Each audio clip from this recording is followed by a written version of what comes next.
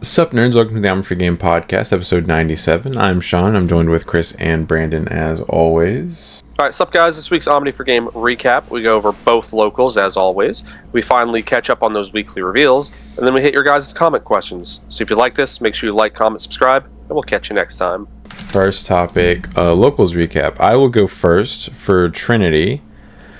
I unfortunately played Bloom, tried to get some content for the channel. It did not go well for me. I played Brandon playing Omni DNA round 1. It was sort of back and forth, I guess. But that feels like a pretty rough matchup for a deck with no protection effect besides a card that's not even an archetype. So I ended up losing that 0-2. I don't remember if any of I think one of our games may have been close. I don't know if they both were. Cool. Brandon doesn't remember. From my point of view, I was never being truly threatened. Jedi are evil. Yeah, that's because I could never swing at you with my... I remember this because my Bloom... Because anytime you baby combo, 14. It's hard to get him above 14k. And so I didn't want to swing your security with him only being 14k because 1, I die, and 2, if I just pop a couple tamers out of your security, I lose that much quicker. Yep. So Brandon could be at 0 security and be like, nah, I wasn't close. Yeah, that is true. Yeah, you are guilty of that. So I was trying... if I promote and I do my combo and I end the game with 2 cards in security, it wasn't close. I mean, if you were almost dead the turn before, it is close. So I was trying to set it up to where I could OTK him, which just meant my board just needed to go uninteracted with for a turn, but it never happened. Round 2 played against Dante playing Nature Spirits. On top of that deck being really bad and inconsistent and clunky because it's like 3 or 4 different colors, he also bricked on rookies game 1, and he saw a rookie just in time to lose on my next turn. And then game 2, it took him a while to see a level 5, and yeah, just he lost. Won that 2 very easily, and then played against Chris round 3 playing CS, the Alphamon or Yukon OTK version with like Mega Assembly. Is that what it's called? Mega Digimon Assembly? Yeah. I beat him game 1, and I was like, okay, cool. This doesn't feel too bad of a matchup. And then game 2, I made the mistake of I wanted him to promote first so I could respond to his board. And so I just kept setting up and raising. I was just like playing Memory Boost and the Searching Mimes and stuff. And I could have promoted and did stuff, but I was just like, I want him to promote first because I want to kill his stuff, and then he won't have a chance to respond to my board, and I'll just kill him on the next turn. And he promoted finally, and then just killed me through 5 security, and I was like, okay, cool. I know that you had apparently told me that you could do that in the past, but I forgot. So you just killed me through 5 security, and I was like, that sucks. I guess I should have promoted. Game 3 was an absolute grind for both of us. Yeah, game 3 I knew better, so I did promote to force you to deal with my board, so you couldn't just promote and kill me. And it was back and forth for a bit, and then I decked out. Yep. Yeah. Sag. Yeah, you have so much searching and draw power in Bloom that if the game does go long, you will deck out. Do not play. Yeah, we were just like, he did, but it just wouldn't have mattered. Yeah.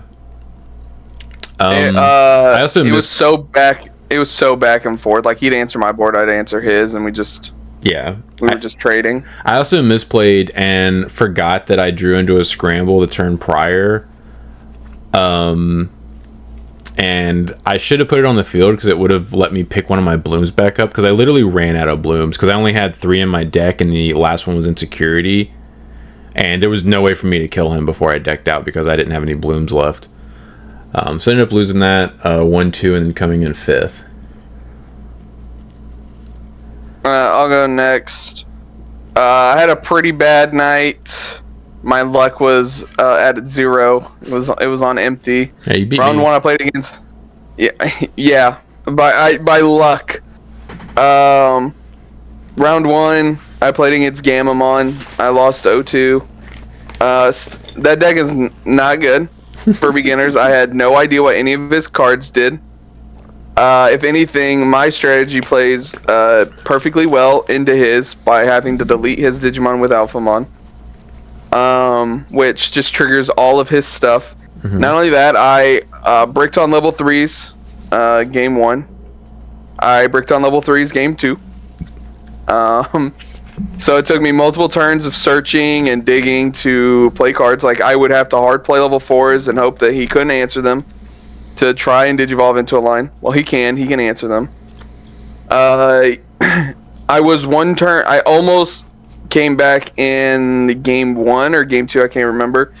I needed one more turn and then I could have Oryukenmon comboed him. But he just happened to kill me first.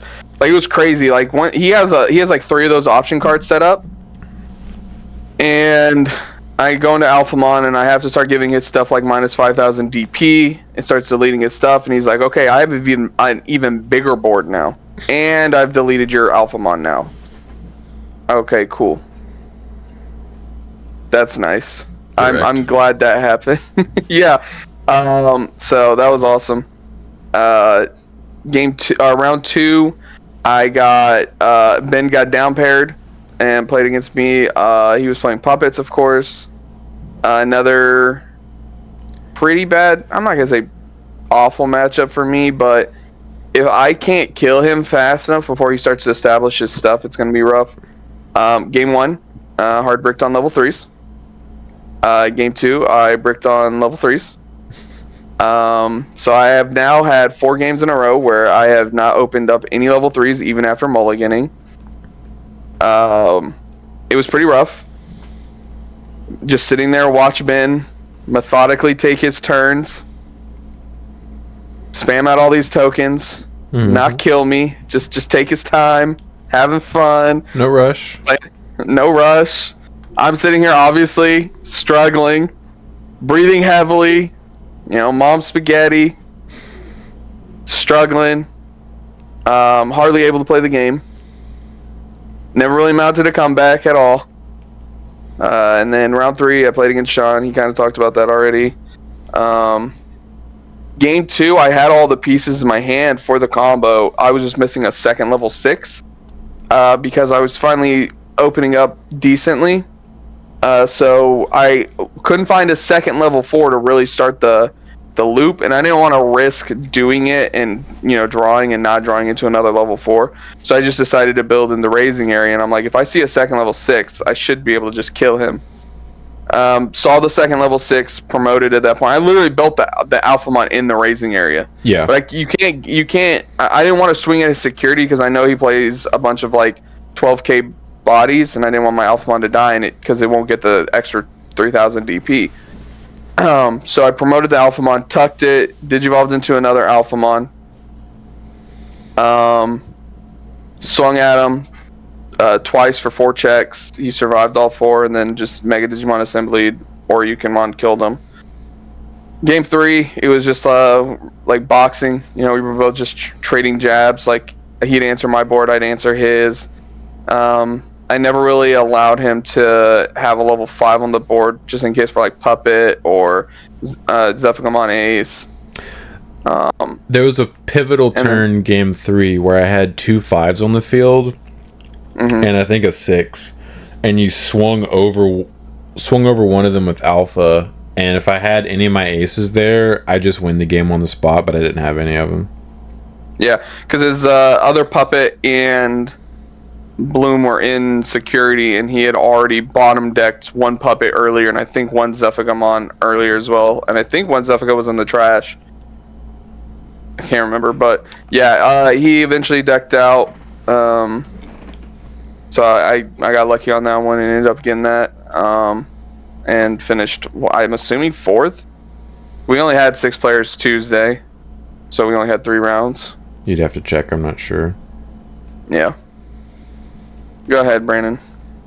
Yep, I'll be going last for Trinity. So I ended X1. You don't say. Sean went first, I went second. That must mean you're going last. Well, could have been dope. Yeah. Doku's a pretty good Digimon player from what I understand. You're right. Sounds like you don't understand very well. Listen, she's here every week. Okay. I could say something. I could say something, but I think it'd be too mean. Oh, that's rude. It wouldn't have been directed at you. Oh. Some people show up every week and they still suck. Oh, fair enough. Yeah, so that's round one. That's me, John. Chris last night was like, I've been on such a losing streak recently. It's been rough. It's been rough. Yeah, so round one. Dude, I did it to myself, though. I did it to myself. Yeah, play better decks. Yeah, quit trying to cope with Machinedramon for a month straight. That's my boy. Well, no, he's a robot. He is not a boy. He's not a real boy. So, yeah, round one I played against Sean. I also remember both games, game 1 and 2. You decided not to mulligan your hand. Yes, it took me forever. Yeah, and then you spent like the entirety of both games just trying to set up, which I was like, all right, cool. I'm just going to take this time you give me to perfectly set up. That's right, they weren't close. Now I remember, yeah, neither game were close. Game 1, it took me like 7 turns to see a rookie. Yep. In game 2, I kept a suboptimal hand and I couldn't really do a whole lot, but it was closer than game 1. You're right. Like, I remember you set up double Bloom Lord, and I was like, all right, cool. Let me go into my one of BT22 and just bottom deck both of them. So you went into 2 of your level 6s for nothing, basically. Yeah, so I got that 2-0. Round 2, I played against Josh playing Gamma. I also lost 0-2, and that's because I had literally 0 ideas of what his deck did. So game 1, dude, it feels bad. So game 1, he had a level 4 on the board, 2 level 4s, and I had a War Greymon on the board. He had 1 security, and I had the 17 Tamer. Now, with a Miraculous on the board, hindsight 2020, I should have just not done anything. Okay. I should have just played another Tamer. I should have just, like, maybe hard played a Digimon to, like, search or something. But instead I was like, his level 5 ace probably sucks balls. Because I know he has one because it was an RB1. I was like, let me just hard Evo into Omni and then use my end of turn swing to kill him. Solid plan. Unfortunately, the only Omni I had at that moment was the ace. If I would have had like Alteress or 22, I think it probably would have not been as awful for me. Mm-hmm. But I go into Omni Ace and attempt to swing security because I'm trashing his last security and attempting to swing for game. Well, he had the option, the delay option set up. So he goes into his ace level 5. His ace level 5 lets him tuck a source under, which lets him pop the option, which lets him evo into his level 6 for free. And then his level 6 deletes my Omnimon. So I lost on the spot right there because I was greedy and was trying to push for game. Get right. Obviously, if I know what his deck could do, I don't do that, and I instead try to let him walk into my Miraculous. And then game 2, I opened up so slow that I was just like not even really playing, and his stuff just like pops off if it dies, like all his on deletions and stuff like that. So he's like spawning multiple bodies off of one dude dying, and I play a deck with a lot of big things in security, and then he just kills me with his level 6, and I'm just like glad I was able to play. And then round 3, I played against Dante, again playing Nature Spirits. Game 1, he Talalicked me and put me to 0 security, and I was like, oh, does he have like any protection or anything like that? He goes, no. And I was like, oh, that sucks. And he goes, what are you talking about? He left you at 0 security.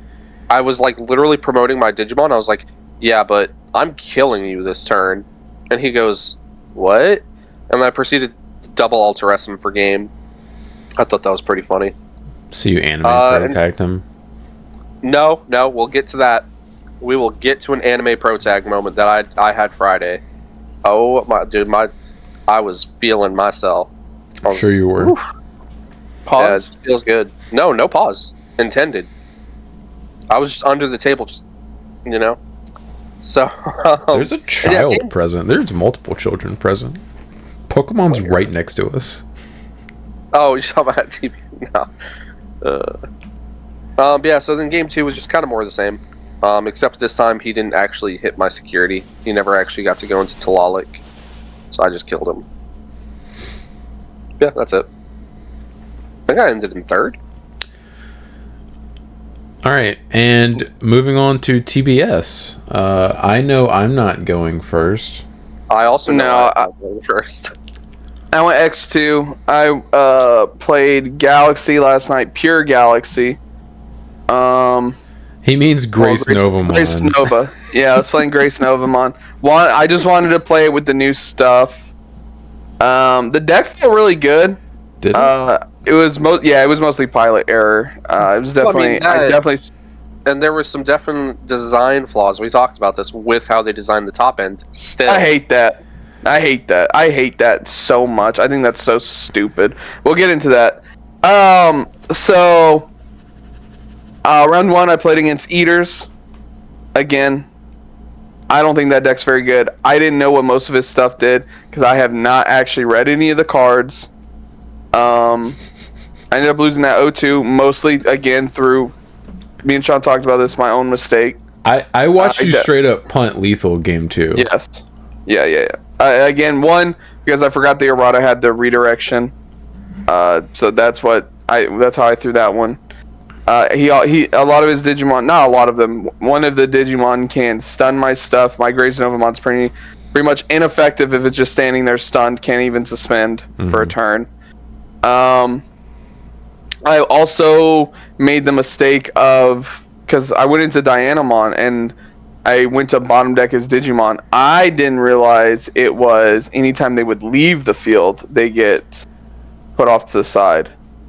So I had done that and gave him enough Digimon to Mother Eater me the next turn. So that was on me, because again, I thought it was only when they were deleted, not when they would just leave. So, yeah. So I ended up losing that one mainly through pilot error. Ship was fine; it was all pilot. Happened. And because round 2, I somehow played against Eaters again, and this time now I know what a lot of your effects do. And I easily 2-0'd him. Because now, again, I understand what I need to do. I'll just stun your Digimon and kill you before you have a chance to respond. It was also super unfortunate, both matchups. I know that deck plays a lot of Tamers, but when I'm giving you like 3 or 4 of them out of security, that's pretty helpful for them. Yes, it is. Yeah. So, yeah, I ended up losing 0-2 round 1 to Eaters, then I 2-0'd Eaters round 2. And then round 3, I played against Ben, who was playing Puppets. My protection is pretty much useless against DP neg. So I can have all the protection I want, but it doesn't really matter when they can give you enough to just kill you. I think it was game 2, I ran out of level 6s because like 2 or 3 of them were in security. So I just ran out of them. Not much. So this was the game where I got pretty frustrated. Game 1, because I thought it was such a stupid design flaw, and it just doesn't make any sense to me why it would be designed like this. So I went into Diaboromon, and the whole reason why I made this play is because I thought that this was how it would work. Because I was like, this is how the cards are printed. It just makes sense. I mean, the cards are printed a certain way. I don't know if that's... Yeah, I just assumed, like, hey, if they print it like this, this is how the effect would work. Now, so I had a Diaboromon suspended. I had attacked into a security. I hard played Apollomon Ace to end of turn DNA into Grace Nova. And then I was like, I'm gonna swing because the Apollomon is like, then this Digimon may attack. So I swing with the Grace Nova and I said, so if I do this, can I activate these inheritables for the end of turn? And I get told no, because the Digimon did not see the end of turn. And I'm like, okay, that makes sense. Why the hell would they design these cards like this if you can't even then activate its inheritables on the turn it's coming out? Like, that makes 0 sense to me. It's a great question. It's so stupid. Why would you design this card like that for it to work in this interaction and not even be able to activate the Diaboromons unsuspended and then the Apollomon? And now again, I'm not going to attack again with the Apollomon Ace because the Apollomon Ace is the inheritables. Like then this Digimon, or end of turn, this Digimon may attack. Like I get it's probably for the next turn, like to do it again once it's been on the field for once. Like it can't even do it on the turn it comes out, like. Because then I'm like, I've already made the declaration that I'm attacking. And then Ben and Sean was like, no, that you wouldn't get these. Because they didn't see the start of end of turn. Like, we're literally at the end of turn. What do you mean you didn't see it? I see it. I see it. What do you mean he doesn't see it? So... well, he just walked in the room. And he was like, what phase were yeah. I don't know. Yeah, what phase we in? That's literally how it works. Yeah, he walked in after the party started, and he's like, what's going on? What's going on?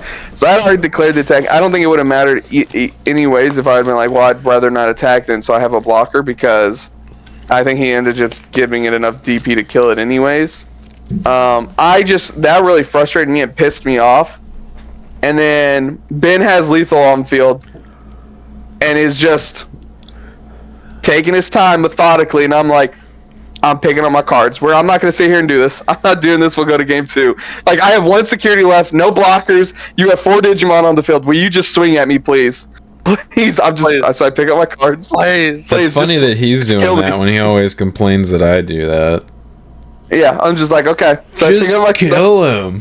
Yeah, and then game 2, it took me, I don't know, 3 or 4 level 4 searchers to finally find a level 6. And of course, one of the Shumons gives exactly minus 4,000 DP. So I had like Lunamon into, and then hard played one of the level 4s, to search. And I was like, okay, next turn I'll bounce it and blah blah. And he's just like, all right, dude, Shumon, give it minus 4,000. I said, of course he does it. Of course he has it. Of course he does. So. It was rough. It was rough last night. I already made a couple changes to the deck. I cut the Apollomon Ace down to 1, and I'm like, this is stupid. If it doesn't even work that way, I'm cut it down. I'd rather play more of the OG Apollomon and just like hit you for a bunch of damage. It's so funny how you've been on this losing streak, basically ever since dropping Megidra. It's like Digimon gods punishing you for like flying too close to the sun. Like, hey, you were playing a meta deck? No. I mean, that's what happens when you don't play good decks. Like, you have to outplay people and get kind of lucky, especially if they're playing meta decks, because it's... Yeah, I haven't had very good luck in a minute. Like, yeah, it's been rough. It's the luck meter is on empty right now. Because I'm telling you, like Tuesday, 4 straight games I didn't open level 3s at all, even after mulliganing. It was extremely rough. How many like, I'm telling you, 10. I used to play 11, but I had to make room for the Mega Digimon Assembly and the Oryukenmons, and you can't really cut into the level 4s because it's like, what's it called? It's like Galaxy, where it's like you have to have multiples, because you're doing you're doing the tucking and stuff like that. So I'm playing like 11 level 4s. 10 level 3s, 7 level 5s, and then like 6 level 6s. Yeah, I think 10 is fine. I want to say it's like I agree, because I was playing 10. I'm playing 10 in Galaxy. Well, I didn't have any problems with it last night. I always saw level 3. Tuesday was rough. I would just have really bad luck. Pretty sure that's like less than 5% to not see a rookie after mulliganing. I'm telling you, probably Sean, when I have to look at the numbers. When we played game 1 in round 3 on Tuesday, and I opened up level 3, I immediately kept that hand. I didn't even mulligan. I was like, I have to keep this. Uh-huh. Yeah, you get kind of gun shy with mulliganing if you break like that too much. So, yeah, it was just rough. So, right. Sean? No, Brandon's next. Yeah, my tiebreakers were worse. Same record. I went X1. So, round 1, I played against Ben playing puppets. Game 1, he just killed me before I could set up. Like, he went and made a massive board and then killed me. Game 2, I completely killed his board while he had nothing in raising, and he couldn't out the Omni on the board. So he was down to 2 security. Omni kills you through 2 security, so he just duped. Game 3, he was able to ruin mode and keep me locked out of the game for 2 turns, which basically meant he was unimpeded for 2 turns straight, and I couldn't do anything to him. The only out I have in a situation like that is BT17 Melga. Hard play it, stun the ruin mode so it can't lock me out for a 2nd turn in a row, and then try to play through that. Because I was prepped to promote starter deck Agu and go into an alt-rest keeping turn, and I probably would have killed him because I had multiple Omnis in hand and he had no blockers or anything like that. So and then it turns out at the end of the tournament we found out Ben had been cheating for like 3 weeks straight with his Fable option card. We don't know how often that actually came up, but yeah, he definitely was not doing it correctly when it did come up. It 1000% meant he could ruin mode me. So it was quite funny when Brandon goes. Ben said, well, you guys didn't read it either. Brandon goes, you're a judge. If you can't do it, then none of us can.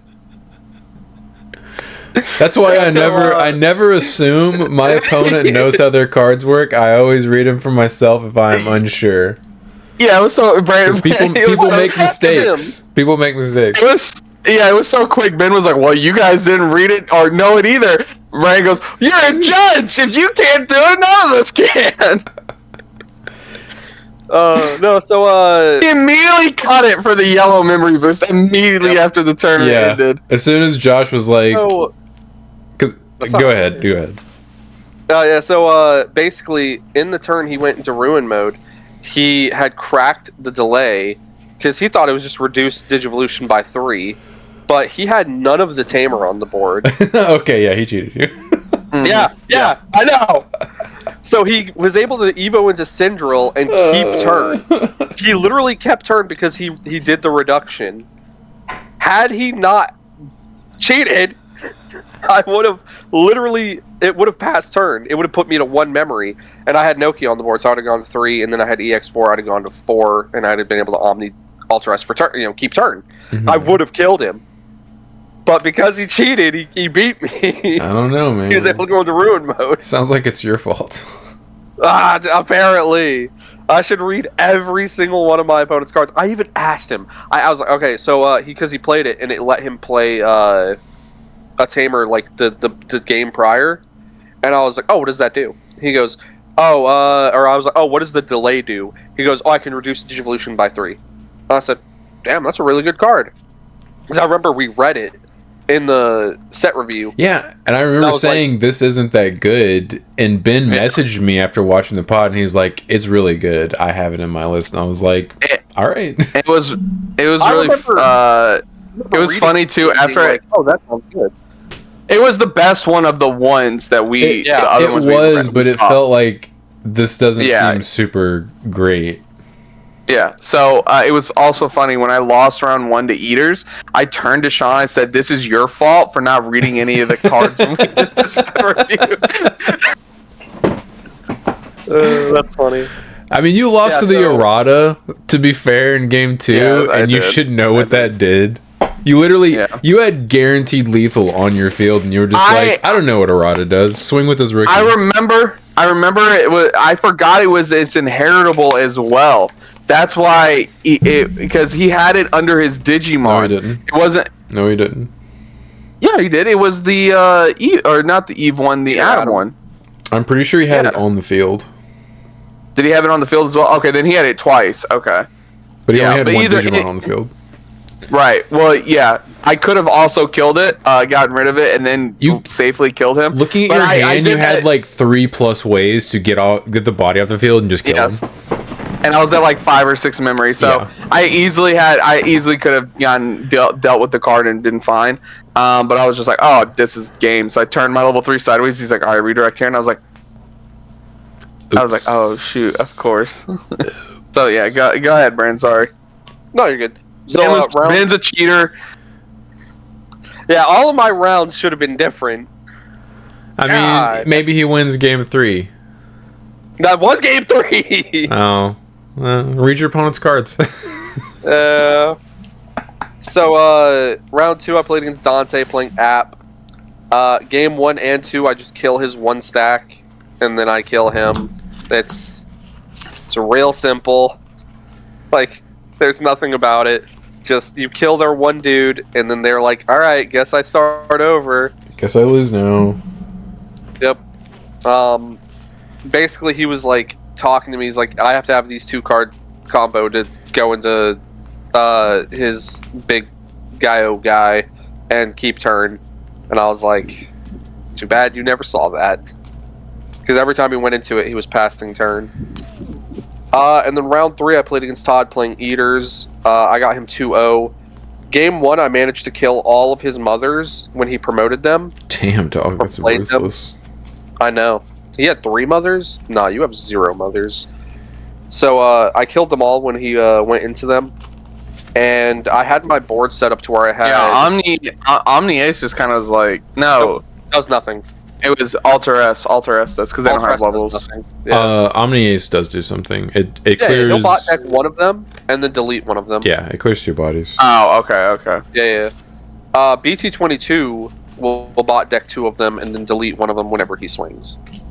Right. Ultra S does not touch any of them, period, because they're all level-based. They're level-based, yeah. Yeah. But it will kill some of the cards in his deck, because I had 2 hard played. No, not because they came off an Alter S, level 6s, and a Wargrey with sources underneath him. And to end my turn, or no, not to end my turn, I miraculous and went into, because he killed one of the level 6s. I let it go through, and then I miraculous into 22, and got rid of the other ones, the ones that hadn't used their effect yet, or had already used their effect. Anyway, I went into 22, and he hard drops Death X on me. So he de-evos my Omni, puts it back to a Wargrey, and then kills my second stack, my other Wargrey stack. But he was still worried because I had another Miraculous set up, and he can't swing. Mm-hmm. So he ends up hard dropping. No, I don't have Miraculous set up, but he can't out it with an effect. He has to swing. So he ends up hard dropping Medieval as well in the same turn, because he had like 8 memory, and he dropped the Death X for 8 memory because I had 4 cards on board. Right? 3, 6, 9, 12. Yeah. Get So, and then he Medievals and kills the Wargrey just so he doesn't swing and get absolutely blown out by Omni. But he had to give me 7 memory to do it. So obviously, like, Nokia, play out Agumon. Alright, cool, I'll let that one go through. Alright, Miraculous, play out second body. Okay, we'll delete that one. Alright, Miraculous, play out another one. Evo, go into Alter S, kill you. So, also, I was smart. I went into BT17 Melga and stunned his errata. Oh, so smart. Ooh. I hate how you pronounce that. Oh, yeah. Errata? Errata? I'm gonna errata that Errata card. Spinato? So, I ended up getting game 1. And then game 2, this is where I pro-tagged him. So, game 2, he had lethal. He had lethal just ready to go. I had 1 security. No, I think I might have been at 0 security. I think I was at 0 security. And he had a billion sources. All he needed to do was promote his mothers, and I would have died. I had no Miraculouses set up. I had nothing. All I had was a BT22 Omni, who had already tried to chip away at him, but he has a bunch of blockers and stuff. So I leave him at 0 security, but he has no more redirects, he has no more blockers, he has no board.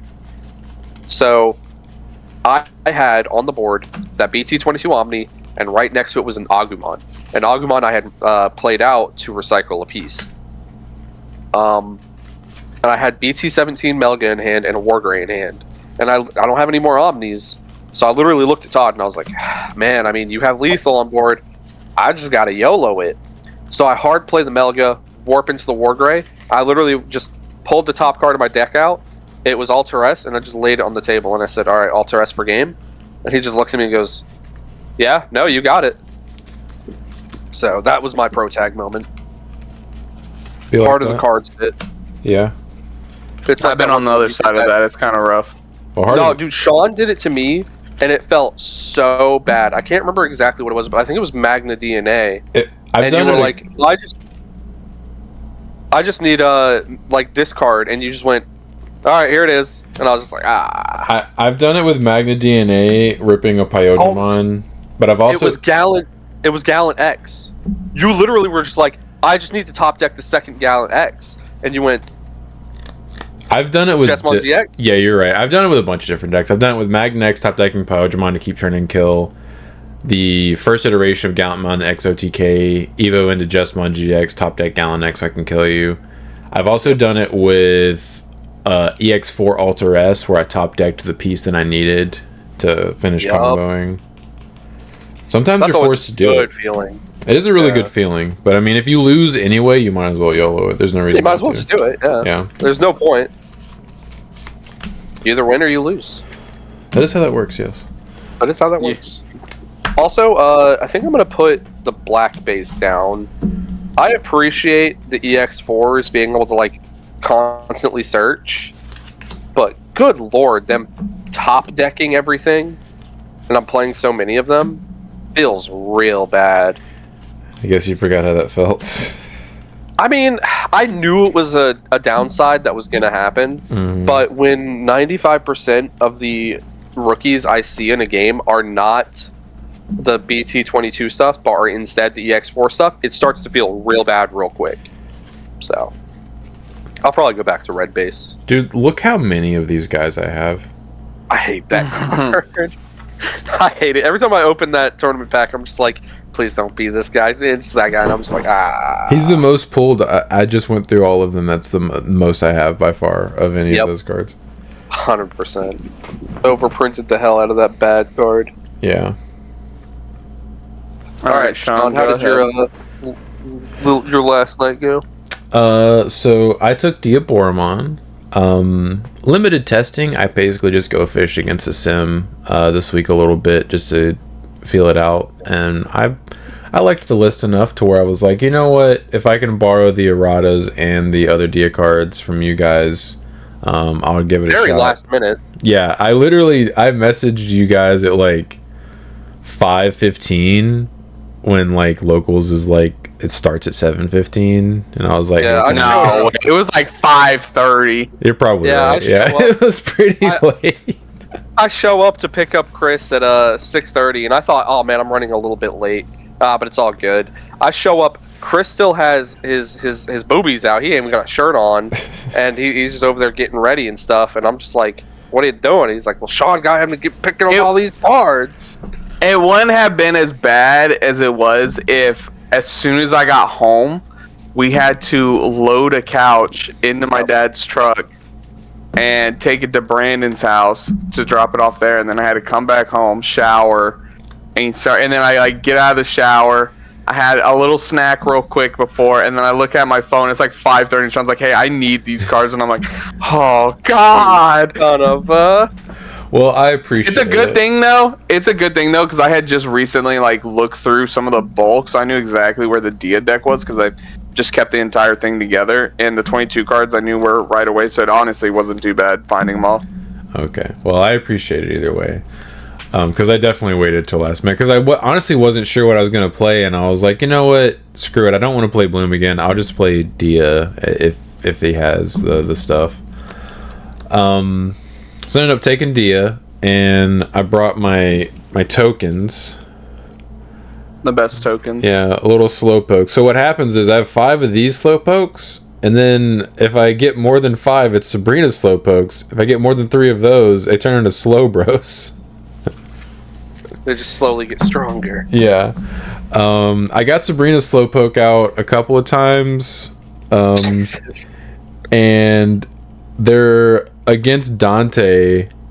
I'll go over my matchups in a minute, but against Dante, if he hadn't scooped on his turn, the slow bros would have came out. That's so messed up. Yeah. So round one, I played against Dante playing apps. We both opened slow hands game one, but thankfully I have access to D-Evo, and he was forced to play in the battle area so he can get like the most searching and draw power. So I would just D-Evo his stuff and he would go into level 5. So he literally never went into Gaiamon the entire time. And he was answering my stuff too. Like he would taunt my stack after D-Evoing it, and then I would just be forced to swing and die. But I eventually pulled ahead, started printing Dia tokens, and he swung at me and I aced him, and then he scooped because I had game on board. Game 2 was less back and forth. I basically just started putting a bunch of tokens out, and he never really did a lot to my board, and I just killed him.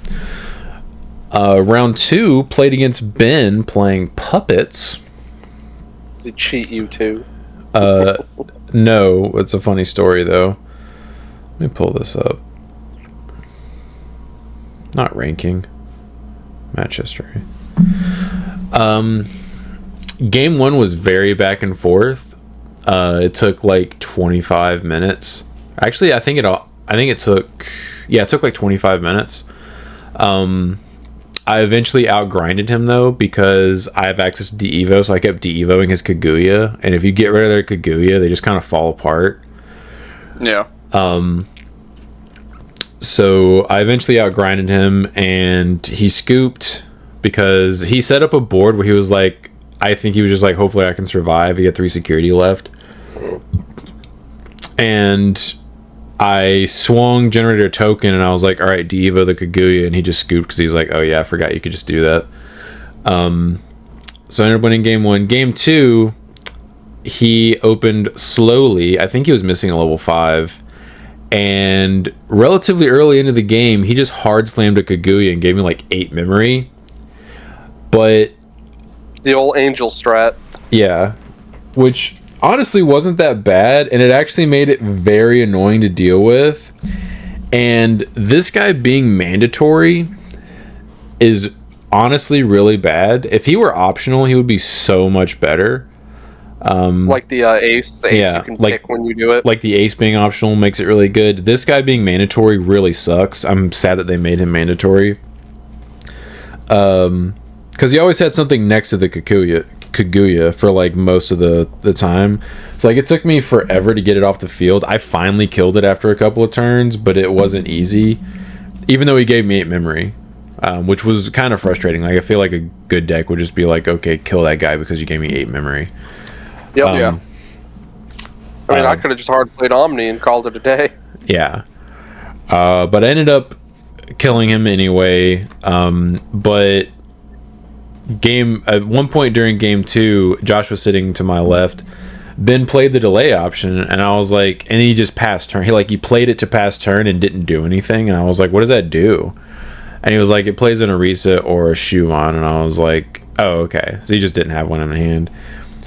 And then I was like, what's the delay effect? And he was like, it just reduces Evo by 3. And Josh was like, no, it doesn't. Because apparently Ben had cheated while they were playtesting. That's why Josh knew that Ben did not know how that card worked. So he even knew ahead of time. Ben didn't, but Josh did. Oh, I thought you said that they had playtested. They did. But apparently Ben did not grasp what Josh was telling him while they were testing that he wasn't using it correctly. So yeah, like he realized that he had been cheating. Right. He ended up being able to use it successfully versus me, but it ended up not super mattering. But I ended up winning game 2. Puppets still suck. And then I played against Josh playing Fish, I guess. I honestly wouldn't really call it Deep Savers. He's playing like... Yeah, he's only playing like, what, 4 or 5 Deep Saver cards, right? Like, the good ones, like... I mean, if you count every single Deep Saver in the deck, including Aegis, I'm pretty sure it's like 10 or less. Oh, okay. So yeah, it's not really Deep Savers. It's Fish. Yeah, it's blue Fish. Game 1, I was really upset with myself because Josh presented his deck when I wasn't paying attention, like basically directly in front of me, in between my deck and his deck, and I cut my own deck because I wasn't paying attention. And Josh is a tapper, like he never. Sean goes, "Will you please tap or cut my deck because I accidentally cut it?" And he goes, "Tap." So I drew a hand that had no rookies. It had 2 memory boosts in it, but I was going first, and I was like, I would rather try to mulligan for a rookie here. So I mulliganed, and my second hand was worse than my first hand. And I don't think I saw a rookie until it was like way too late in the game. Like he'd already had like an Digimon on the field and stuff, and was killing me. So I ended up losing that, and I was really frustrated because I was the reason why I had to mulligan my first hand, because who knows what my hand would have been if I didn't cut my own deck, if I was paying attention. And then game 2, I opened up real like ideal, because I'm playing BT5 Armageddon, and I had that in my opening hand, and I had a line, and I was like, okay, I think I'm good here. I just need to, when I have the opportunity, put Armageddon on the field so his Aegisdramon doesn't just like, stomp me. That opportunity arose during the game, but it was the difference between giving him 1 and 2 memory, and I was like, I feel like it's better to give him 1 memory and not play the Armageddon. Turns out that was super incorrect. He had enough memory to do whatever he wanted anyway. So how many times did he play that level 4? Like 3 times, I think, in that one turn, something like that. Crazy. Oh, I thought he said he played it like 5 times at one point. I mean, he's done it before, but on that turn, I don't think he played it more than 3. Yeah, gotcha. I should have played the Armageddon on that turn. That was a super big misplay, because it was the difference between me starting my turn with a body on the field and me not starting my turn with a body, or me starting my turn without a body on the field. And if I'd started my turn with a body on the field, I probably could have come back. Would he have negated the Aegisdramon's effect? Yes. Yeah, okay.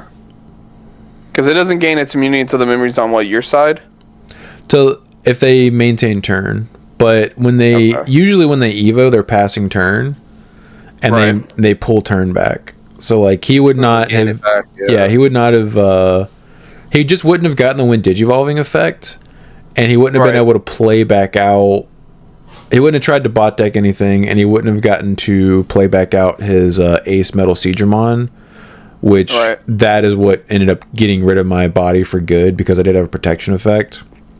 And if I had maintained that body on the field, I could have actually done something to his field and probably like dug it on him a little bit, but that was my own fault, because I literally knew, I was like, during game 1, I was like, oh, Armageddon is really important for me to see it. And then game 2, I literally opened with it, and I was just like, I could put it on the field, but I'm not gonna. So yeah, I mean, we had a little joke early at the tournament when we first got there, where I was like, "Oh, you're playing Dia," and you showed it to me, and you were like, "Oh, does this make you afraid?" And I was like, "Ah." Yeah, I was like, "All right, if I play against Brandon, I'm putting this on the field no matter what."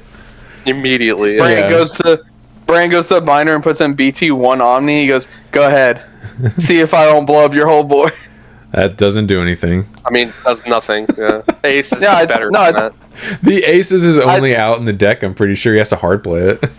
No, I thought BT1 Omni was like delete all Digimon with like the same name.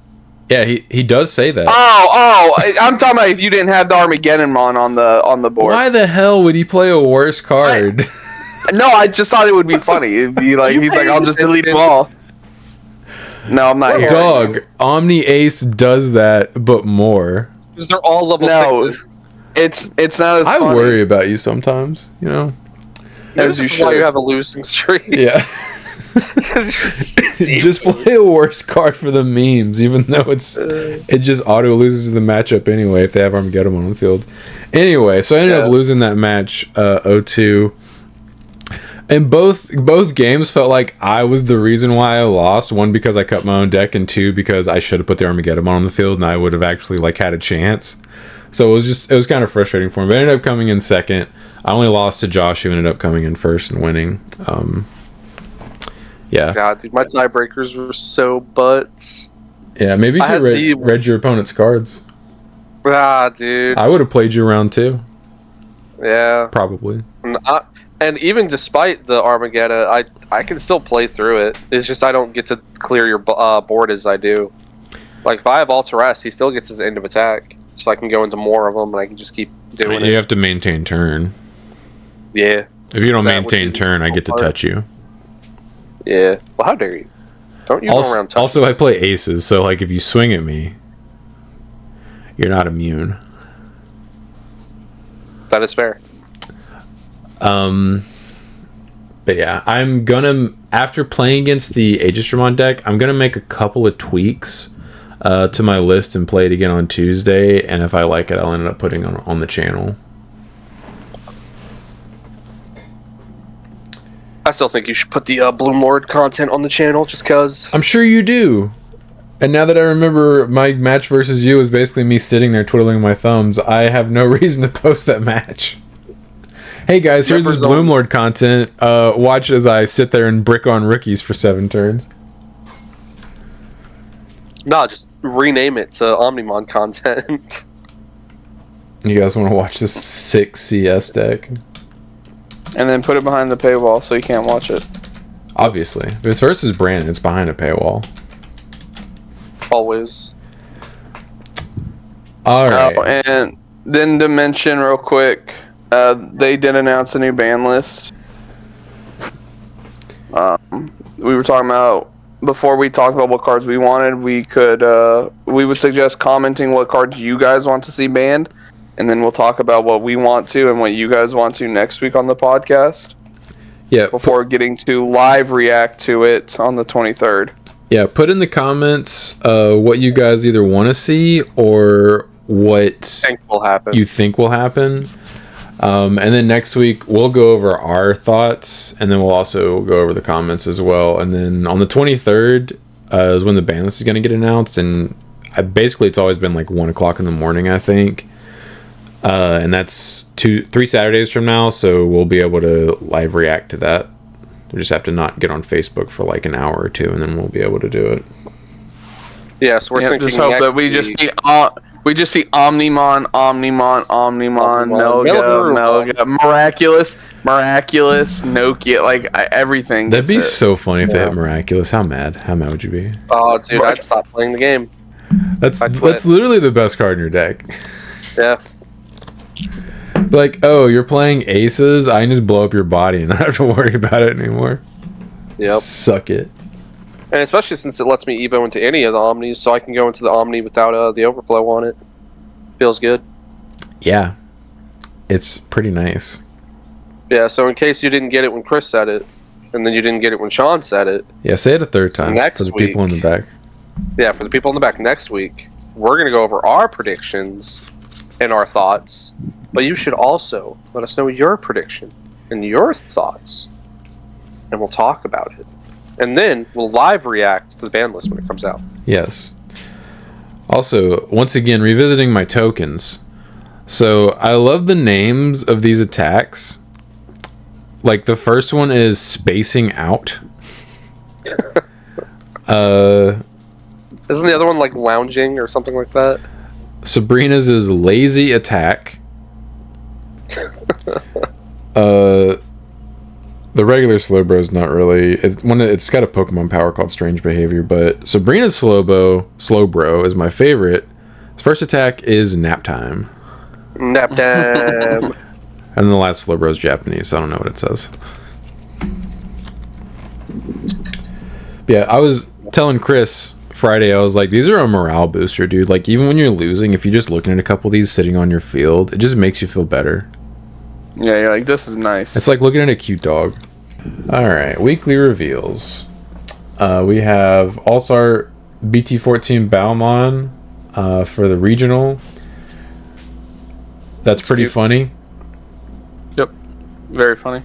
I'm sure Sean is just so excited to see this card again. I mean, this deck got banhammered. I don't even care. I think it's amusing. You were just on the ban Balmon train for so long. Yeah, well, now the deck is the original BT14 version has gotten power creeped, and the actual broken version that only lost to itself got banhammered. So yeah, I ain't mad at it. whatever. You can keep your non once per turn effect. Then they got BT20, Lucimon, Alt-Art. They say World Championship on them. Yeah. Yeah, they are called the Season 2 finalist card set.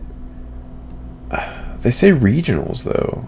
I don't understand exactly what these are going to be. Maybe it's like how the Pulsemon stuff, like if you placed higher, you got like one, like the Tama came with the participant stuff, and then like you got this for like top whatever and got this for top whatever. Possible. Yeah, I don't know. I don't want any of these cards either way, so I don't really care. These look weird because they don't look like they're even hollow.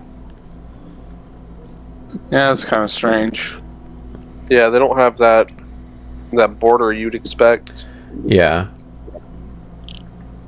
I mean, I guess it's kind of hard to show if it's hollow just through a picture, but I definitely pick up what you're putting down. Yeah, it just doesn't. It just looks very plain. Yeah, it looks like it's like a common. Yeah. All right, then we got Tactimon from EX10. On play, when Digivolve, you may choose one of your Digimon, delete the chosen Digimon, and one of your opponent's Digimon with as high or lower level as it. All turns once per turn, when any of your Bog or Army trait Digimon would leave the battle area by effects, by trashing any two of this Digimon's sources they don't leave, you can Digicross him with 2 Digimon cards with Bog or Army trait. Okay, cool. So he's only ever going to have 2 if you cross him. So he's only ever going to have 1 protection. I think, if I'm not mistaken, there are ways to tuck more sources when you play him. I think the Tamer does it, if I'm not mistaken. Oh, yeah. Okay. Still, it's Bog. I mean, it's Bogger. Who cares?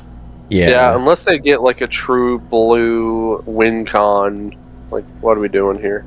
Yeah, I thought it was cool when I saw that they released support for this, because I think Bogramon looks cool. Like, I like his design, and I think the original BT11 Alt-Art looks really sick. Yeah. But yeah, this stuff is not what they need. The Scrap Dragon-like effect. Then we have a new Bogramon. On play, when Digivolve, you may place one of your opponent's Digimon as any of their other Digimon's bottom source or under any of their Tamers. All turns once per turn, when any of your opponent's Digimon or Tamers Digivolve or effects, place cards under them by trashing any 2 of the Digimon's sources. Trash your opponent's top security card, then you can Digicross him the same way you can with Tactimon. I mean, that's kind of cool. It's always a unique form of removal. Just tuck it under something else on their board. It is a pretty strong form of removal, although more modern cards have protection. Recent stuff. Yeah, protection versus that, but it is still pretty strong. Yeah, it's cool seeing this because Superior or Arrestadramon is one of the only cards that really do that, right? Yes, but also OG Bogramon did this as well, I'm pretty sure. Yeah. Did it? Okay. Yeah. It had, I'm pretty sure, like basically the same effect, if I'm not mistaken. Like the all turns effect too. Gotcha. Okay. Cool. It's a neat effect. And there's no way to reduce it by even on its own. It's gonna cost 5 no matter how you Digivolve into this. I believe so. I don't think there's an Evo reduction in the deck, if I'm not mistaken. Which is kind of crazy. It is expensive. Yeah, very expensive. Also, for the next cards, you can just skip past them. There'll be high res later. Okay, cool. The only thing I can think of that excites me about this is the fact that we're gonna have a release event, and this would be like one of the best forms of removal, and it's a rare. Oh yeah. I guess. I'm just saying, I don't care about anything else. Then we have a new Darkness Bogramon. On play, when Digivolving, choose one card in your opponent's hand without looking and place it as any of their Digimon's bottom source or under any of their Tamers. Then, by placing 3 Bog or Army trait Digimon cards from your trash as Digimon's top sources, delete one of their Digimon or Tamers with cards under it. All turns, the Digimon gains all turns effects on all level 6 Bog or Army trait Digimon cards in its Digivolution cards, and they can Digicross -3 with Bogramon and Dark Knightmon. I mean, I like the sound of that. That's a really unique form of removal where it's just like, oh, you hard played something? Nah, let me take a card from your hand, put it under it, and then delete it. Yes. Again, I think I think it's kind of crazy to me that this doesn't have like a reduced evo on either Bogger or Dark Knightmon. Yeah, like you're paying 6 memory for it. Yeah, that's like Unless crazy. there's something later in the reveals that reduces it. Like maybe they'll get like a tamer or an option card. So I was thinking that like a delay that lets them like play them for cheaper. For cheap, yeah. Because like these, or whatever it's called. These effects aren't bad. Like it's like cool effects, like, you know, taking a card out of your opponent's hand. But like, on paper, it's very expensive. Sticks. Yeah. I mean, unless you can seriously reduce the Digicross for this, do I want to play 10 just to play this? Not really. Not really. I mean, it's cool to have the option, but yeah, this is very similar to Darkness Boggermon as well, except for I believe Darkness Bogger actually let you look at your opponent's hand, and I think it just discarded a card. Yeah, it did. It's like one of like 2 cards I can think of that actually let you look at your opponent's hand. Hand knowledge, hand rip would have been banned in Yu-Gi-Oh. Yeah, this is cool. I think this is probably better than the original Darkness Bogger. I honestly, I feel like this archetype would have been fine if they let you look at your opponent's hand with this effect as well. I think the biggest thing for me is, I think the biggest thing for me with both these cards is, like, they have neat effects, but like, how are you winning the game? Yeah. Like, that's the problem, is like they're really cool. You can't, they're boss monsters, but like, these aren't winning you the game. The thing is, like, whenever I played against, because we'd have someone at locals that would bring it occasionally, the only games they won versus me were games where they just rookie rushed me down with their bottom end. If they ever got into their Boggermon stuff, it just slowed the game down, and then you just have to out their boss monsters, and you kill them. Yeah. Very strange. Yeah. We have Ballmon. On play when Digiball. Also, real quick before you do, I wanted to look up the Tamer because I was curious. So the Tamer also has a reduction of their play cost by how many cards you put under them. So okay, well, Brandon, how about you just wait till we get there, huh, Pud? Well, this is the old card. Yeah, he's talking about the old card. Jit. Oh, okay, all right. Right hand up. That's on me. Yeah, Brandon, wait your turn. Why don't you just go play BT1 Omnimon, Chris? Why don't you just go do it? I will. You're playing Armageddonmon. I'm gonna put in BT1 Omni to out it. If I was to play Dia, you don't think I won't put in my $60 Armageddonmon instead of the Altards? I'll do it. I mean, I feel like I would always play that version if I ever played the card. If I paid $60 for it. So first things first, he draws one, gains one whenever you put cards underneath a purple card, or under him specifically, under the Tamer. Yeah. And then when you would play a level 4 or higher Digimon with Bogger Army and its traits, by placing up to 3 purple cards from under your Tamers, so it's any Tamers, in this play Digimon sources, reduce the play cost by a further 2 for each card placed. So that's an additional 6 reduction on top of whatever the Digicrosses are. Yeah. So I guess it's not too bad. It's like 4 for the Bogger and like 6 for the Darkness, I think. If you have all 3. I'm curious. I wonder if this is a reflection of buyouts. Okay, it is. Are people buying out Bogger stuff? Yeah. Boggermon prior to the reveal. Prices are kind of all over the place, but it looks like they've chilled back out. They're like $7 or $8. I find that so crazy. How like literally any archetype. Hey, here's more support. All right, buy everything. Go, go, go, go. I mean, yeah, it's FOMO, dude. That's how the market works. Yep. Yeah, that's crazy. People are just like, oh, I've played this deck once. I'll try it again. Buy everything. Yeah. Ballmon. On play when Digivolving, trash the top 3 cards of your deck. Then if you have 5 or more cards in your trash, this Digimon gains reboot and blocker until your opponent's turn ends. On deletion, if you have 10 or more cards in your trash, you may play one Beelzemon from your trash without paying the cost. Inheritable all turns. For every 10 cards in your trash, Digimon gets 1,000 DP. Thanks. I mean, I don't think they needed this. I mean, they'll take it. I don't know. Would you play this? You can. I mean, the fact the on deletion is not based on when he comes out. Just it's forever. I think it might replace the one that is conditional, but I can't remember what that one's inheritable is.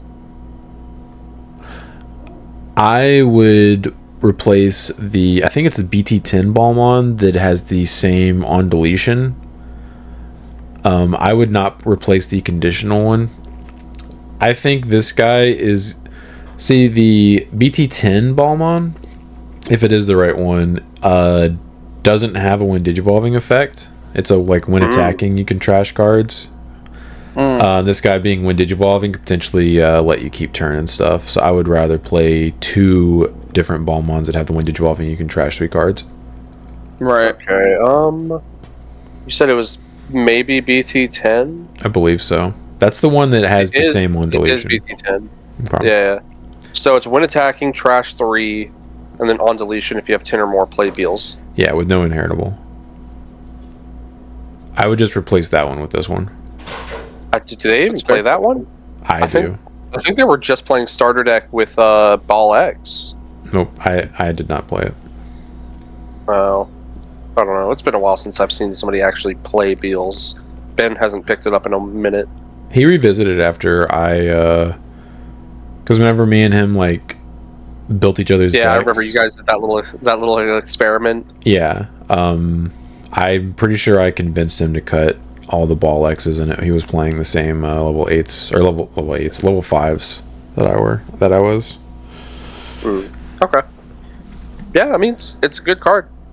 Yeah, I mean they're gonna need a lot more than that, but yeah, it's definitely a good starting point. I mean they're definitely getting a lot more than that. Unfortunately. Wizardmon, Evo's on top of Evil Trait for 2 memory. Otherwise, it costs 3. When effects trash this card from the deck or security stack, give one of your opponent's Digimon security attack -1 until their turn ends. On play, when digivolving by trashing your top security card, trash the top 2 cards of your deck, and all of your opponent's Digimon get -3000 DP for the turn. Inheritable is Barrier. Does this say all? It says all. Bro, this destroys Diaboromon tokens. Hey. The Dia killer. Hey, you shut your mouth. This is the answer to Diaboromon tokens, and only tokens. You just on-play it, trash play 2 cards from your deck, and trash security, and just wipe most of their board. Yep, hard play. It's so good, right?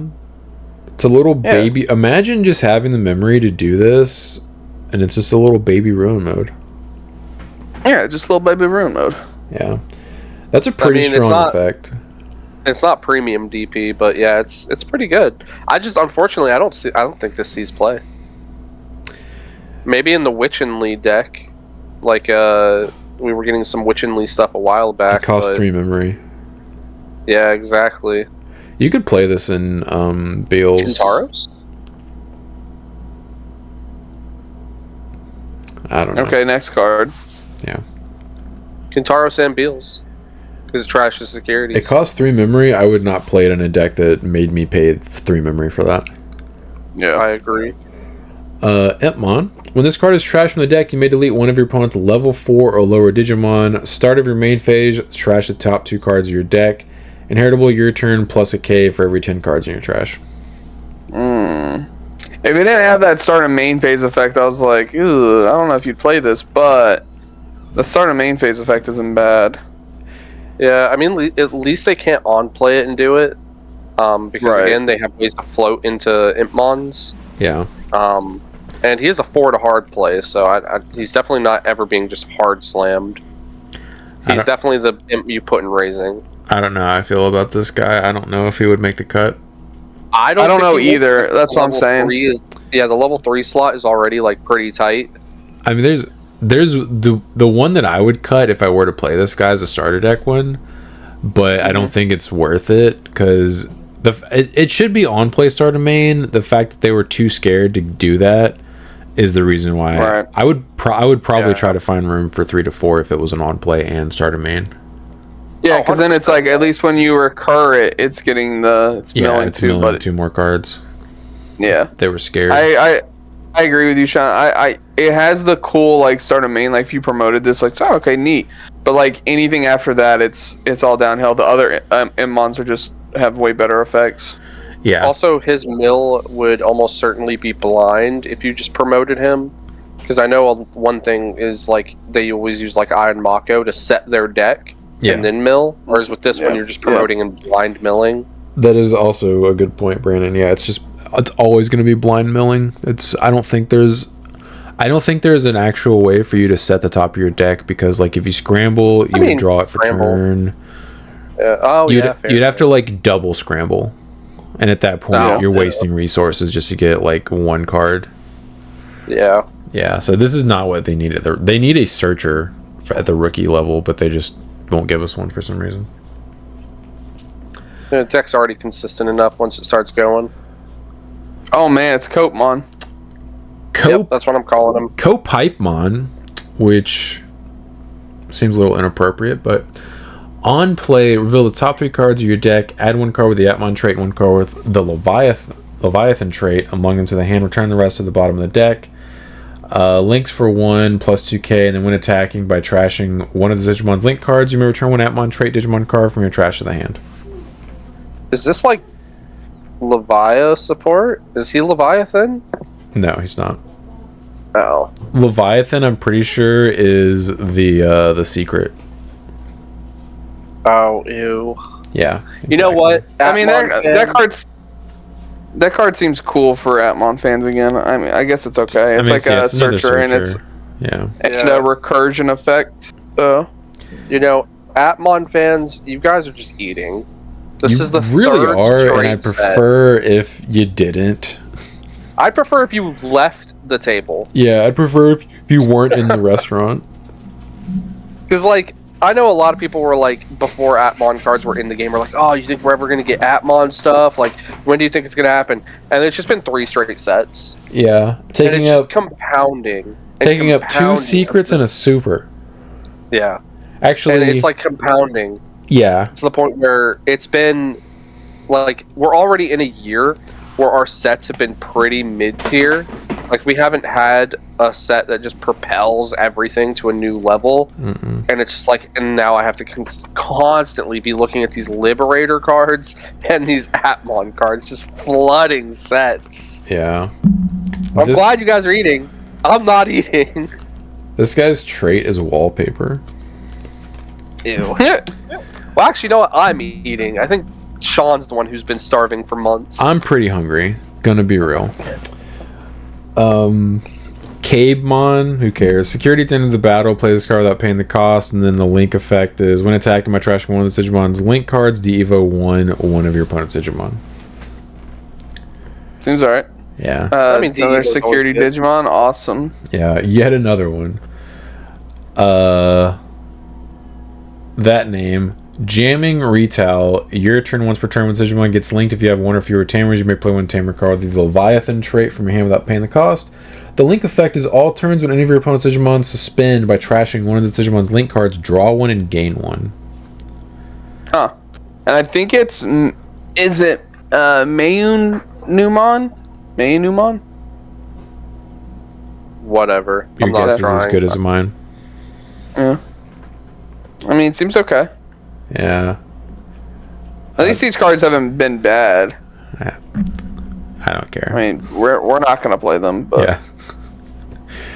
Lucimon, blocker. Damn, showing off them feeties for free. Yeah, you would say that.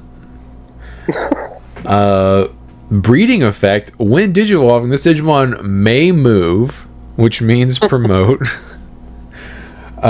End of your turn by returning 5 cards with Lucimon in their text from your trash to the bottom of the deck. This Digimon may Digivolve into Lucimon Chaos Mode in the trash without paying the cost. Inheritable is blocker. This actually is pretty good for Lucimon. Yeah. I mean, you're paying 5 and then immediately promoting it and then immediately getting your end of turn stuff, so. Yeah, this is something I wouldn't necessarily say the deck needed, because this deck can be scary if they start seeing their stuff kind of early. Yeah, it is actually what they needed, because if you cleared their board and forced them to like take a turn off, they probably lost. But this lets them hatch and then immediately be like, deal with this other Lucimon Chaos Mode. Have you considered No You? Yeah, it wasn't necessary, but it was. It's nice to have. yeah. Then we have a new Chaos mode. This guy evos on top of Lucimon for 5. I believe all the others were 6, if I'm not mistaken, so that's a little bit cheaper. When Digivolving / when attacking by trashing one card in your hand, your opponent may delete one of the Digimon or Tamers that the effect didn't delete, recover +1. That's not once per turn, so you can, if you maintain turn, do that twice. Jeez Louise. Yeah, that is pretty strong. And then all turns once per turn when this Digimon would leave the battle area, your opponent may delete one of the Digimon or Tamers that this effect didn't delete, it doesn't leave. That's so obnoxious. Yep.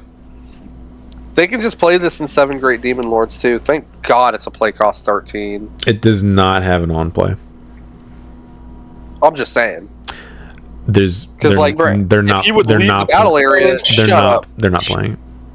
I'm just saying because when the gates would try to delete him at the beginning of the turn, you can force them to delete one of their dudes. I guess that's fair, but like I don't know. Otherwise, he doesn't leave. I don't think I would play this. And then you can Evo on top, and then you get to Evo, and you get to do your on-play reduction, guys. I don't know. Where's Ben at when you need him? Where's that cheater at? Where's that filthy cheater at? Then we have Lucimon Satan mode, super rare. On play when Digivolving, by playing one Lucimon larva from your trash to your empty breeding area without paying the cost, delete all of your opponent's Digimon at the highest level. When Digivolving / when attacking once per turn, your opponent may delete one of the Digimon or Tamers this effect didn't delete, trash their top security card, and this Digimon unsuspends. Oh, lovely. Also, that one's a once per turn. Also something that Lucimon needed, because the other Satan mode not having an on play was pretty dumb, considering the EX6 Chaos mode played it out for free. Yeah, right. It's like him just not doing anything when it comes out is pretty bad. Threatening this guy if they remove it is pretty rough. Pretty bad. Yeah, so maybe I will build Demon Lucimon. Lucimon in EX10. I'm more excited about this stuff than I am about the Black War stuff. Yeah, the Lucimon stuff is the only thing I've been semi interested in. Yeah, maybe I'll pick up Lucimon stuff. It's probably already been bought out. I'm late to the party, but we'll see. Greymon, raid on a level 4, cool. He's also 4,000 DP. On play when Digivolving. Yeah, exactly. On play when Digivolving, one Digimon gets 3,000 DP until your opponent's turn ends, and then inheritable all turns plus a K. You're like, hey, that's cool, but then you remember you're probably gonna want to give this to your opponent's Digimon so you can fully get the Black War Greymon Aces effect. Yeah. Whatever, Bandai. Thanks. Yeah, that's so stupid, dude. Hey, have you thought of a new way to make a Black War support? Yeah, I was thinking how we did Gaiomon, where you gave your opponent's Digimon the ability to unsuspend? What if we buffed the opponent's Digimon so when we went into our boss monster, it could kill their boss monster? Print it. Yeah. Print it now. It relies on your opponent playing the game. Amazing. Print it. Then we have Metal Greymon, has reboot, and then on play when Digivolving, give one of your opponent's Digimon collision and start of your main phase Digimon attacks until their turn ends. Inheritable opponent's turn once per turn. When an attack targets change, if this Digimon has Greymon in its name, trash your opponent's top security card. So I like this one way more than the Greymon, at least. At least it's also on play when Digivolving, so thanks Bandai for that. At least they did that. This guy at least his effects aren't bad, but I don't know if they're what the deck needs. But you could I could see things being done with this guy's effect, whereas the Greymon is just trash. Well, if you think about it, we now officially have 2 cards, 2 level 5s, that we can just on play and go into Shadow Serafi and Valk Ace. So we're getting there. He's saying Edamon and this style effect. Oh, okay. Yeah. This basically is an N-Archetype Edamon, which is cool, I guess. Yeah, we're getting there where it's hey, we have multiple level 5s now where we can taunt our opponent into playing into Shadow and Valk. Yeah, or the Ace Black War, which is kind of mid. Yeah. Yeah. I was gonna say, like, you could even use like Metal Siegedramon. Yep. Yeah. There was another one I just had on top of my head. Vikemon. Vikemon, thank you. Or if they actually give us Gaiomon Ace, which we should be getting, and ideally it's good, you know, that would be a thing. You can Ace on top of Blackwar. That'd be pretty sick. That's some nice overflow you have sitting there. Is that Blackwar Ace too? Ooh. Of course, that's the only thing they could legitimately give us that would make any of this somewhat even plausible is if they gave us back Gray X. They have to, dude. I was actually about to say that this makes the third Metal Greymon, or level 5, I should say, for the Greymon archetype that would Evo for 1 memory on top of Gray X. It would be nice if they gave us Gray X back to 4. I think it just makes sense because then we'd have some protection for this stuff. Well, it would be protection as well as being memory efficient, and that's something that the deck desperately needs because it is very inefficient. We are at BT 23 EX10. 22. There are decks out there. Well, I'm just saying this is what we're getting. I'm not saying what we're playing right now. I'm saying what we're at. Like, we're about to get 23. We're about to get EX10. Hurry up and get to your damn point, Brandon. The point being, we are at the point where paying 1 for a level 5 in a deck that has hardly a win condition anymore is not a problem. Like, Gray X can come off, and it would literally impact nothing.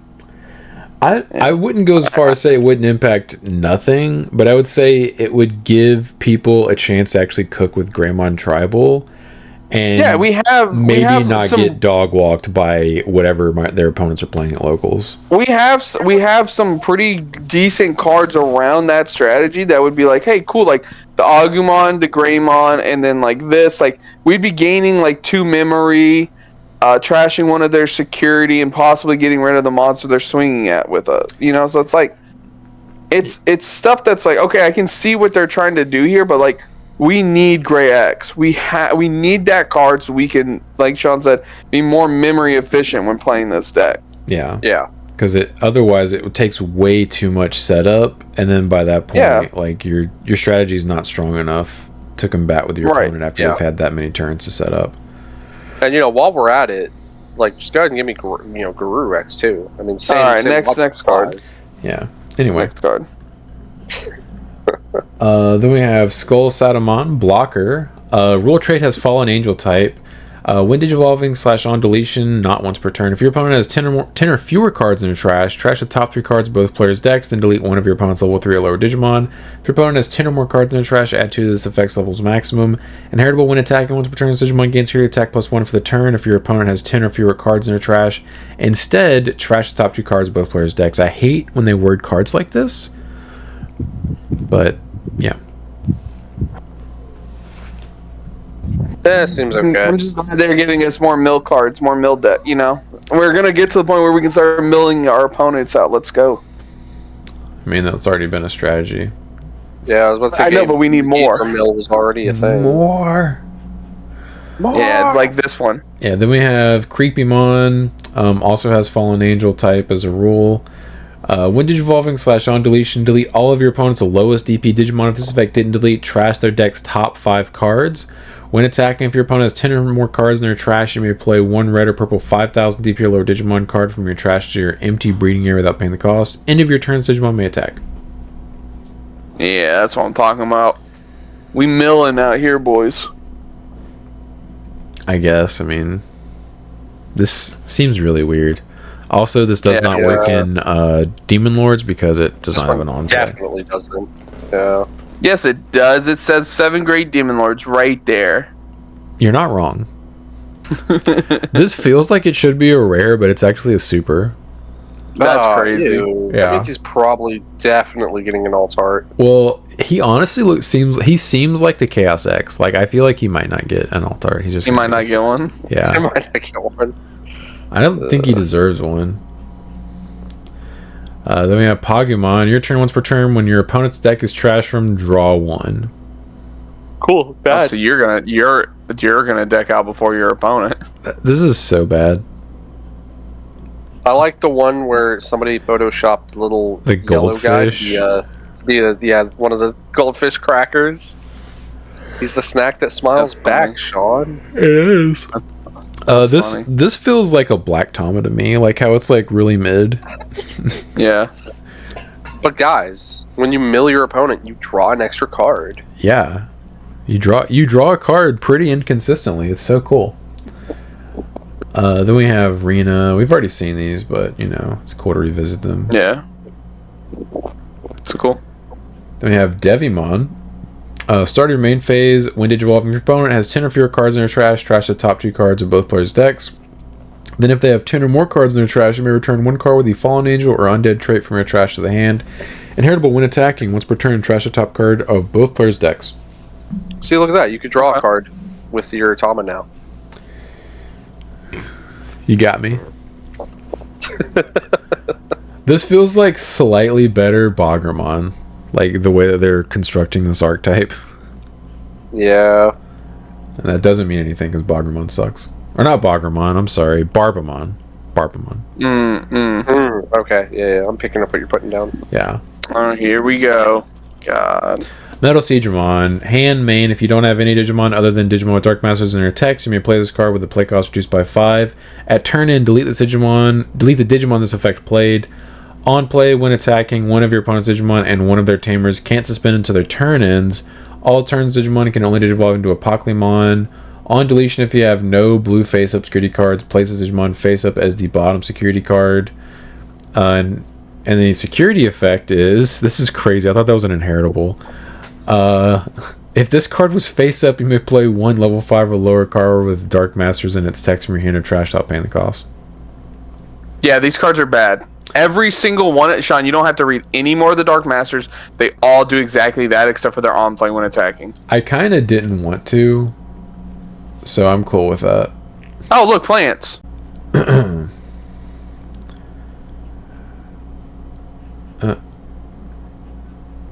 Alright.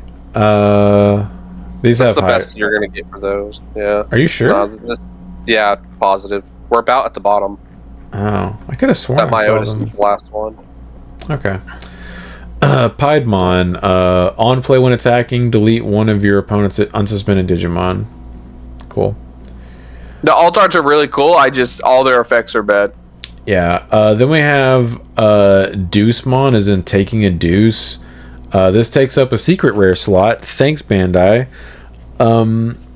Security attack +1, link +1. When Digivolving into opponent's turn, you may, I'm assuming that says a link, 1 Digimon card from your hand as Digimon without paying the cost. Then you may link 1 Digimon card from this Digimon Dissolution cards as Digimon without paying the cost. All turns once a turn, when effects trash any of the Digimon's link cards, delete one of your opponent's Digimon with the lowest play cost. That seems extremely mid. Yep. Yeah, thanks. I hate it. Yeah. Then we have the new APOC. When this card will be played by placing one of each face-up Dark Masters trait card with different names from your security stack under this card. Reduce the play cost by 4 for each card placed. On play, when Digivolving, you may play one of each Dark Masters trait card with different names from this Digimon's Dissolution cards without paying the cost. And all of your Dark Master trait Digimon gain Rush for the turn. At turn in, delete the Digimon this effect played. So, if I'm correct, there's only 4 Dark Masters. You can play him for 1 memory. Right, you can play him for 1. Assuming you have all 4 of them in security. So you're getting 5 swings, right? Yes.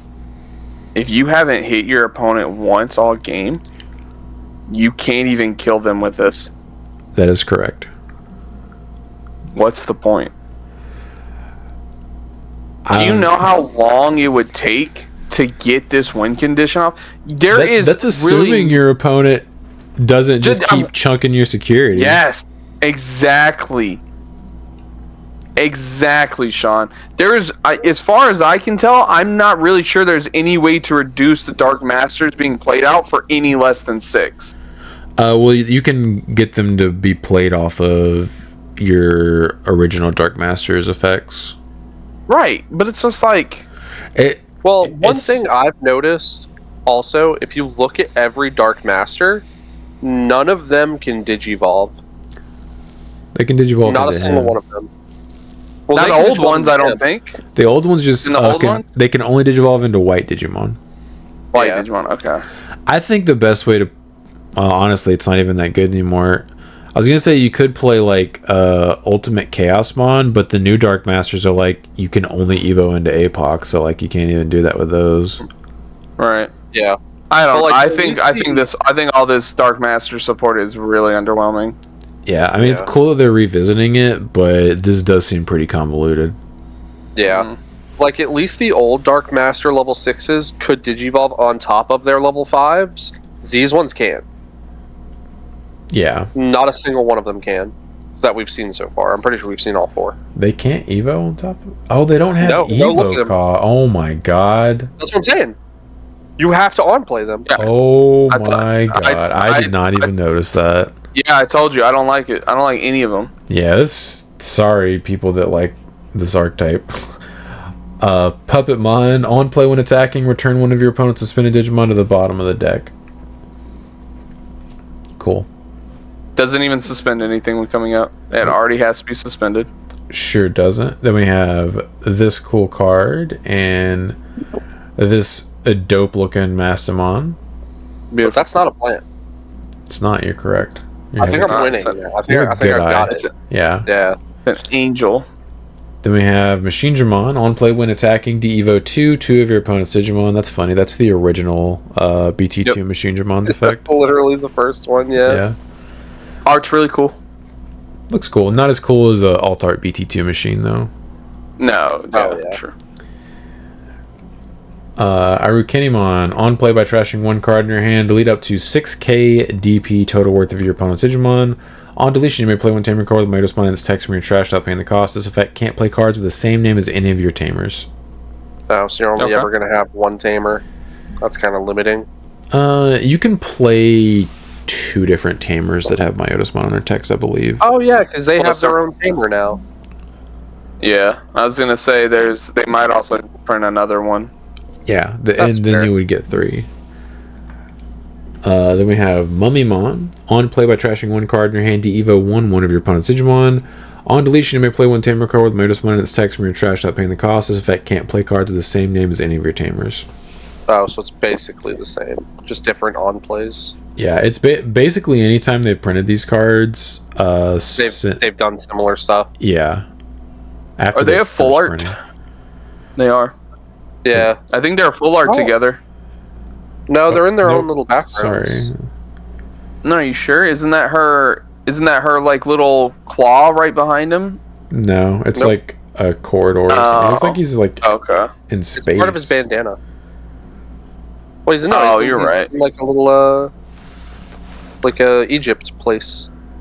Okay. Temple. Yeah. We have She's in a spider web. beautiful fall down mode. Beautiful. Goofy Meh. looking Razielmon. Neither of those were plants. They were not. Then we have Myotismon. When this card would be played by deleting one of your Digimon with Myotismon and its text, reduce the play cost by 4. On play, on deletion, one of your purple Digimon gains blocker and retail until your opponent's turn ends. Inheritable on deletion, you may play one purple tamer card from your trash suspended without paying the cost. Oh, it has to be suspended. That's kind of lame. Okay. It's beneficial if you're playing, I think it's BT8, whatever the hell that guy's name is, the original Myotismon tamer. Yeah. Because he lets you play Mallow if he's suspended at the end of your opponent's turn, I believe. Oh, okay. Gotcha. So cool support for them, I guess. Yeah. The comment questions. Benjamin Wiseman 6567. I wouldn't say the Eater archetype sucks. It won my locals last week, and the deck is a major problem for purple decks and green decks. He says purple because obviously the level base removal, but he says green because it bypasses piercing because of the BS way the effect to put Eaters under Mother was worded. It also would bypass Paladin modes unsuspend. It's still terrible against meta decks, but it's frustrating that it creates another way to keep green decks down. So just because it won a locals doesn't mean it doesn't suck. Good, yeah. I think you're leaving out important information like what their matchups were, because if it was like a Fun Deck Friday situation for locals, it winning doesn't really mean anything. Yeah. And also, when I say a deck sucks, I just mean it's not going to be meta. What does it do to Tyrant? The Tyrant's just sitting there suspended, and it's like massive. What do they do to it? I don't know, but Tyrant can't do anything back. I don't know. It would have to slowly chip away at it. No, Tyrant's DP based removal, isn't it? Yeah, Tyrant's DP based. I'm pretty sure. Yeah, isn't it? I thought it was level. When you play it out, you can like suspend it. It suspends something, and then it's bot decks DP equal or lower. I'm pretty sure. Okay. Pretty sure it's DP based, which is actually odd now that I think about it. I don't know where my Tyrant stuff is at. Yeah. Listen, I can see why people would like the Eaters, but it's not gonna see any real results. It's just way too slow. It is. Let me see. As much or less DP, yeah. Okay. It never occurred to me that that's odd for green removal as it's DP based. Huh. Yeah, so what does it do against Tyrant? Gets put back into Mommy. Yeah, I guess. I mean, Mother comes out. Attempt to delete Tyrant. No. Attempt to delete Tyrant. No. Okay, swing. Okay, redirect into Tyrant. To be fair, once they actually do pop out the Mothers, I think you can just alliance over the Tyrant. Yeah, you do open yourself up to getting aced, but yeah. The issue that the archetype has, which is glaring, is how slow it is to achieve your win condition, and if you're playing at something that's good, they're probably going to hit their win condition well before you hit yours. Yeah. Okay, what's it do against Magna? Well, I guess he did say, like, competitive decks. I'm trying to think of, like, green strategies and stuff, and purple. Beals would just kill it, right? Beals would probably just outspeed them and kill them, yeah. Yeah. Dauntless Odin 5648. The guy saying the downside to Digimon TCG is the memory system. As a former Magic player, the memory system was the biggest draw the game had for me mechanically. I was so sick of the mana system in Magic, and I felt the same about energies in Pokemon. I would go back to Yu-Gi-Oh! If that game wasn't so unintuitive and unwieldy. Flesh and Blood has a cool resource system too. I just don't personally click with the game. Digimon has my favorite resource system of any card game to date. I feel the same way. Yeah. Like, agreed. It's very good. I love that the resource system is baked into the card game itself. It's not a card. Like, I love not having to bog my deck down with like 20 energies, 20 mana, 20 lands, whatever they're called. Like, you can just build your deck like almost like a Yu-Gi-Oh deck, where it's just pieces for your combos, pieces for your consistency, and the resource system is just baked in. It's just always there. Now, I do think it was way more intuitive before we got all the memory setters. Like, before every archetype had one. And it's like, okay, now it's like choking your opponent in one back in the day was like a real struggle. That's why, like, when we started getting level 4s that only digivolved for one, we were like, yo, this is a game changer. Play them. Yeah, we had to. But now, like, every archetype, every deck has a memory setter, so it's like a little less intuitive. Like, it's still a very important, resource to the game. Obviously, it changes it from my opponent only gave me one to now with my 3. What can I do to my opponent? Right? Yeah. No, I'm saying it's still a very obvious, like, important thing, and whatever. But it's like, it was way, way, way, way more important back in the day before every deck had one. Before every deck could also memory cheat out the wazoo. Right. Yeah. I don't like the concept of having to draw the perfect amount of resources and your pieces. Like, I liked what, like, Dragon Ball Super card game did, where, like, basically any of your cards can also be energies or whatever the resource system is in that game. I thought that was a good way to approach that concept, but I also just really like how Digimon is. Right. Yeah. I mean, there's a reason cards like in card games like Pokemon, they have cards that say, like, draw 7.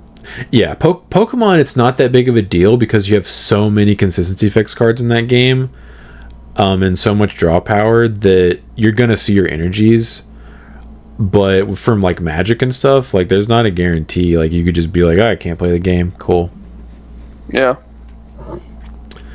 JCMT1010, thank you for being a channel member. I've been playing Dia since I started the game in the BT5 era, and I'm always curious about other players' lists. Can we get a member's Dia deck profile? As always, I love the pod content and great banner. Keep it up, boys. Thank you. Trying to keep it to himself. He says, I'm a member. It better be members only.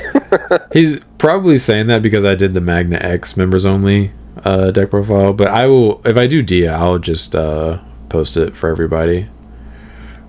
I most likely will post a Dia deck profile. I'm just unsure of if it's going to be the version that I'm planning on bringing Tuesday or the version that I brought tonight or last night.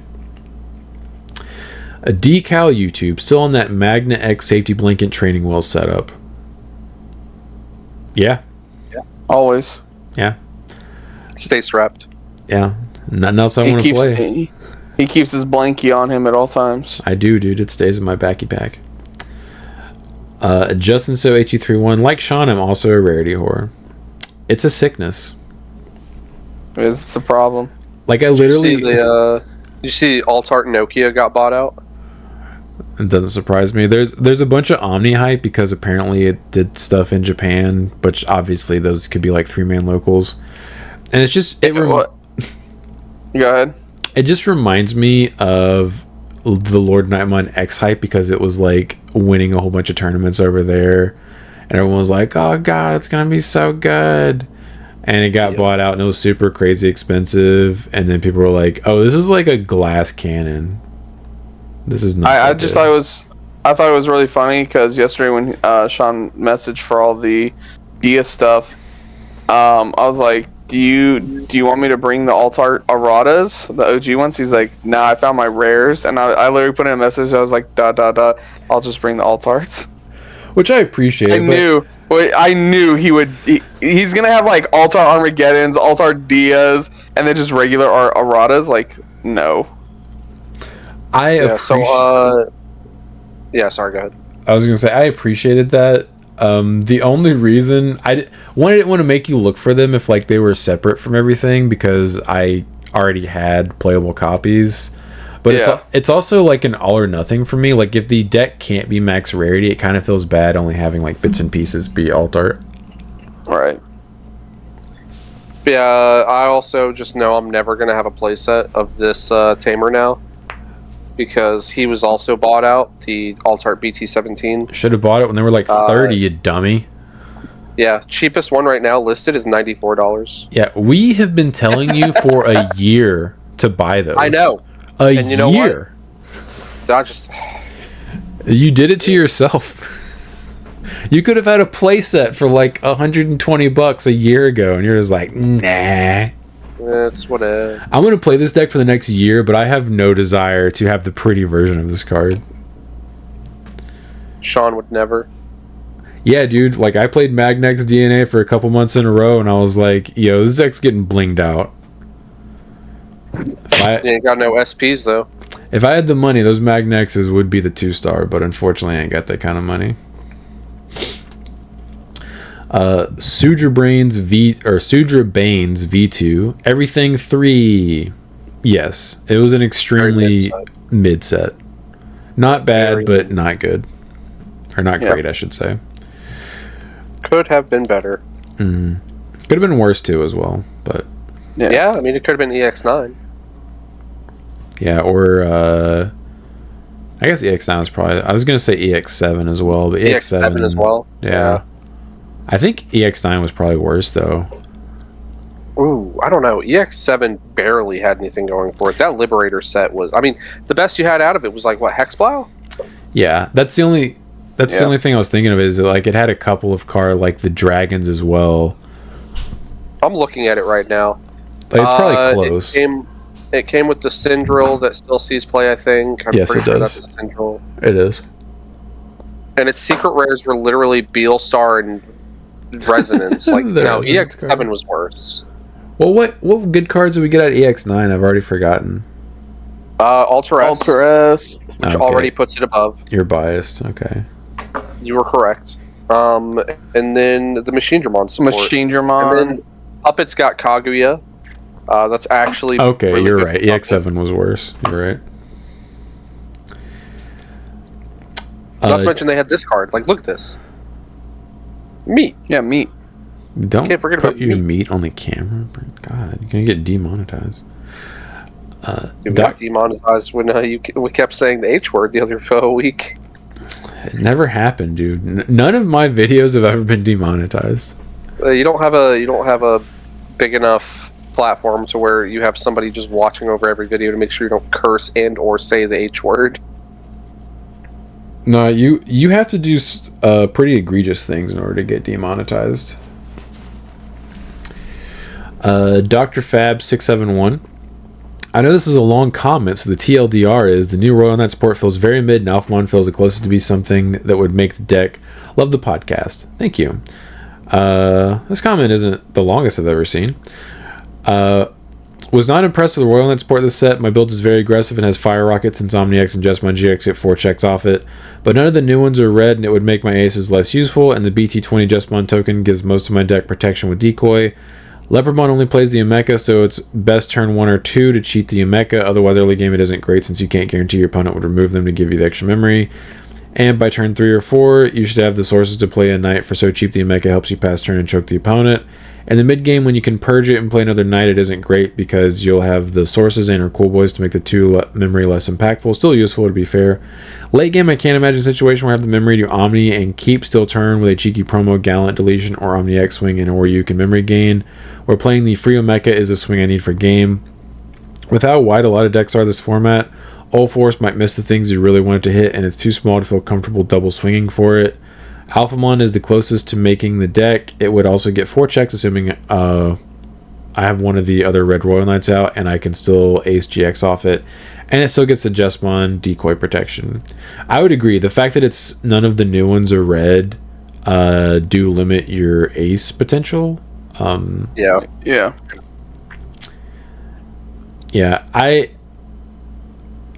I feel. Well, isn't Alphamon would be small too compared to like Old Force? Isn't it? Because he was saying that he didn't like Old Force was too small. But I guess because it's an ace, you wouldn't be giving up memory if your Alphamon died on the swing. So I guess that's okay. Yeah, it's a little different when it's a 12k 4 memory. Right. Yeah, I agree. Like the only one I would imagine wanting to kind of play would be the Alpha and the Leopard. Leopard, just for like the 2 extra memory you'd gain at the start of turn, is also pretty nice. And like they said, playing the Omekamon. The Old Force, I couldn't imagine making the list. And then Alphamon, you could probably put like 1 or 2 copies in. Yeah, because it fits the strategy. Old Force is only good early game. It just drops off after that. Yeah, I don't think I'd play any of the alphas, probably none of the Old Force, and probably none of the leopards, honestly. But like Leopard would be the first one I would mess with to consider playing. Yeah, the alpha just being 12 memory is just too much. Right. If I'm playing 12 memory or like starting the cost at 12 memory, I would rather be doing something way more impactful than him, which is nothing. Right. Here's minus 5,000 DP. Your turn. Yeah, your turn. Adaptive Reasoning. You do play the Wezengamon in the Cope deck. It costs 4 to play and activates your option card to Evo and Incana Wisemon and Regulus for free. Gulas Gamamon can do this, but it's 6 to play. It gives your stack blocker and piercing. Basically combining the utility of the other 2 Wezens, and piercing is nice to have since Siriusmon has raid. And it gives you plus 3 KDP, which makes your Digivolve effects on Zenmetsumon better. You can tuck the new Gulas to give it retail and blocker. A solid 2 of in the deck. Nice to have the option.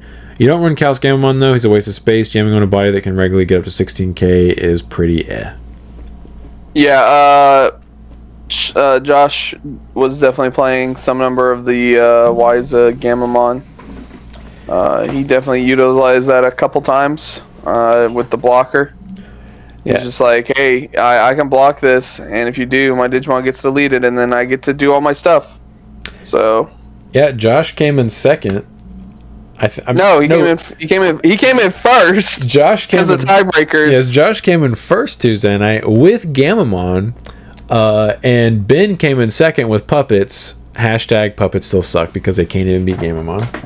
They tied. Yeah, they drew, which cost Ben first place because of tiebreakers.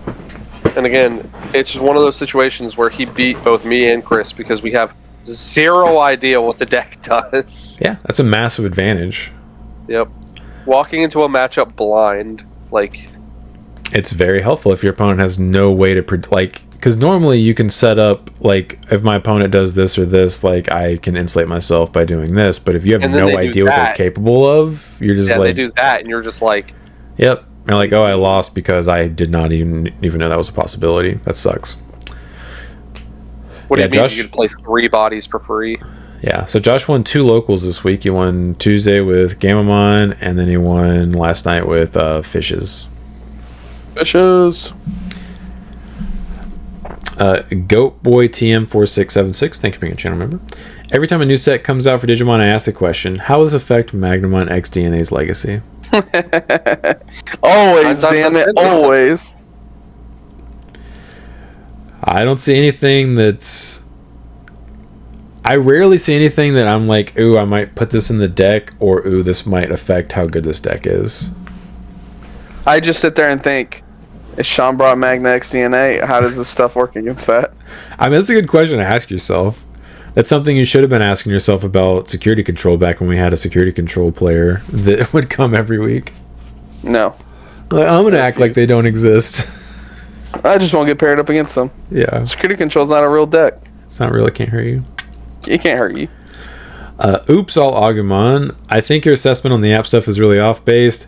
I get that you don't play apps, but it feels like you're not looking at the big picture and are just writing them off or just don't know how their mechanics work, or both. It's both.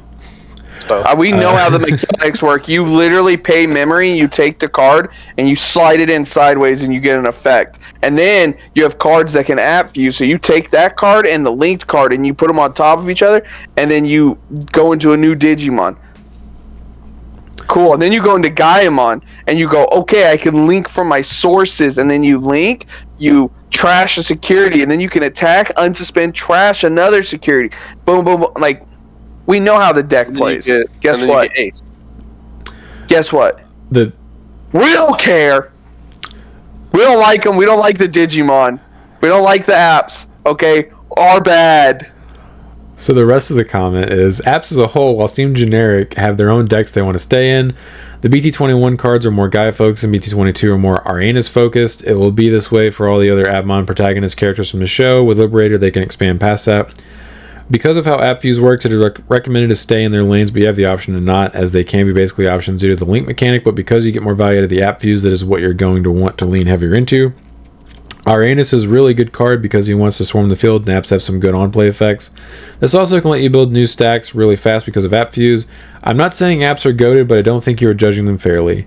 Like Chris said, we're not. I don't like the mechanic, so I just don't like the archetypes. It's seen no results.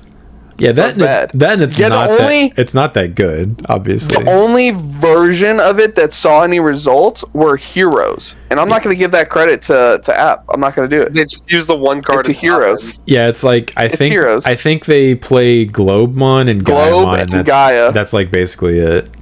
Yeah. I'm not giving that to App. That's Heroes. Yeah. For me, like, sure, is it the dog water bottom end of the barrel? No. Obviously, they are competent decks that will do their strategy. We are just saying... I won't even give them that. We're just saying that strategy does not lead to a win percentage 9 times out of 10. It is a local level deck. Yes. And there's nothing wrong with that. We have a good buddy at locals named Dante, and every week he brings one of those archetypes. He really Did Josh sit there with his fists clenched and pounding on the table as he lost to Atmon? Yeah, he did. That was Josh's fault for bringing Examon, though. He knew that was going to happen. See, because we all have decks that we want to be good, but they just don't cut the mustard anymore. For Sean, it's War Greymon. For Chris, it's just him playing. And for me, it's Melga. For me, it's a couple decks. Like Lord Nightmon is one, Black War. Well, Sean, if you play Lucimon, you play Lord Nightmon in it. That would be bad, but The BT13 one, you get to recycle the bees when digivolving and on play. He's purple. he is purple. You're not wrong. Anyway, Even on top of your chaos mode.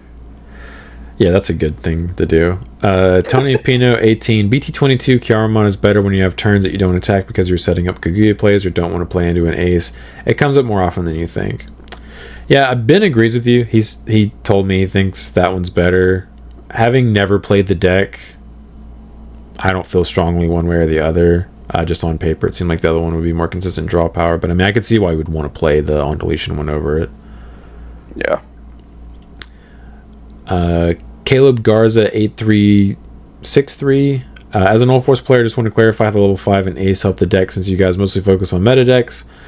The new cards help All Force from just being an OTK glass cannon deck to having more mid-range options and having a good plan B. The level 5 bounce of level 4 or lower makes a chance of the Ace to bounce the opponent's boss card more likely. Excluding swarming decks, by insta-spinning at the end of your turn, you can use the blocker that BT11 Arena gave and can make you not pass turn if multiple BT11 Arena is on board, or make sure you have your protection ready to protect yourself. It also lets you swing once with the old All Force without needing a Tamer in hand, or if you're missing a BT11 Arena. The Ace, while it does have a max of 2 attacks, through with the new level 5, if you have multiple BT11 Arenas, you can perform a multiple bounce either when attacking to remove possible enemies or Ace setups. I understand that, but the way they have printed all the rest of the All Force cards is like, hey, this is like an OTK deck. This is a glass Why not just deck. Yeah, you might as well just go with that. It would have been better for them to just lean heavily into it and just make that better. Which I have a rough draft of All Force that I unfortunately cannot play because we don't own any promo Digimons between us. Yeah. Actually, I play some of the new stuff. I don't play the level 5 though. Yeah. I do also want to give credit to you because you did accurately assess that all we do is focus on meta decks. I feel like a lot of people, when they see us rating cards and we're talking about it, don't realize, like, we're not just talking about when you take it to locals.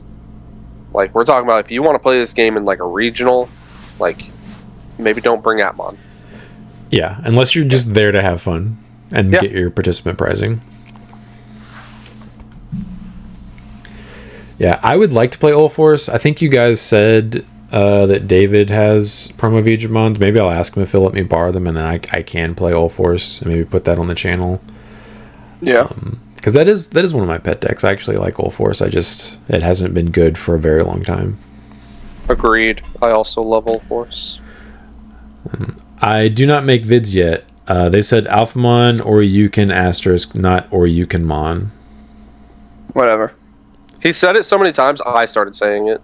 I was re-listening to it, and he even got me saying it. Just like the alt Force. Yeah. Alter B. Or Yukonmon.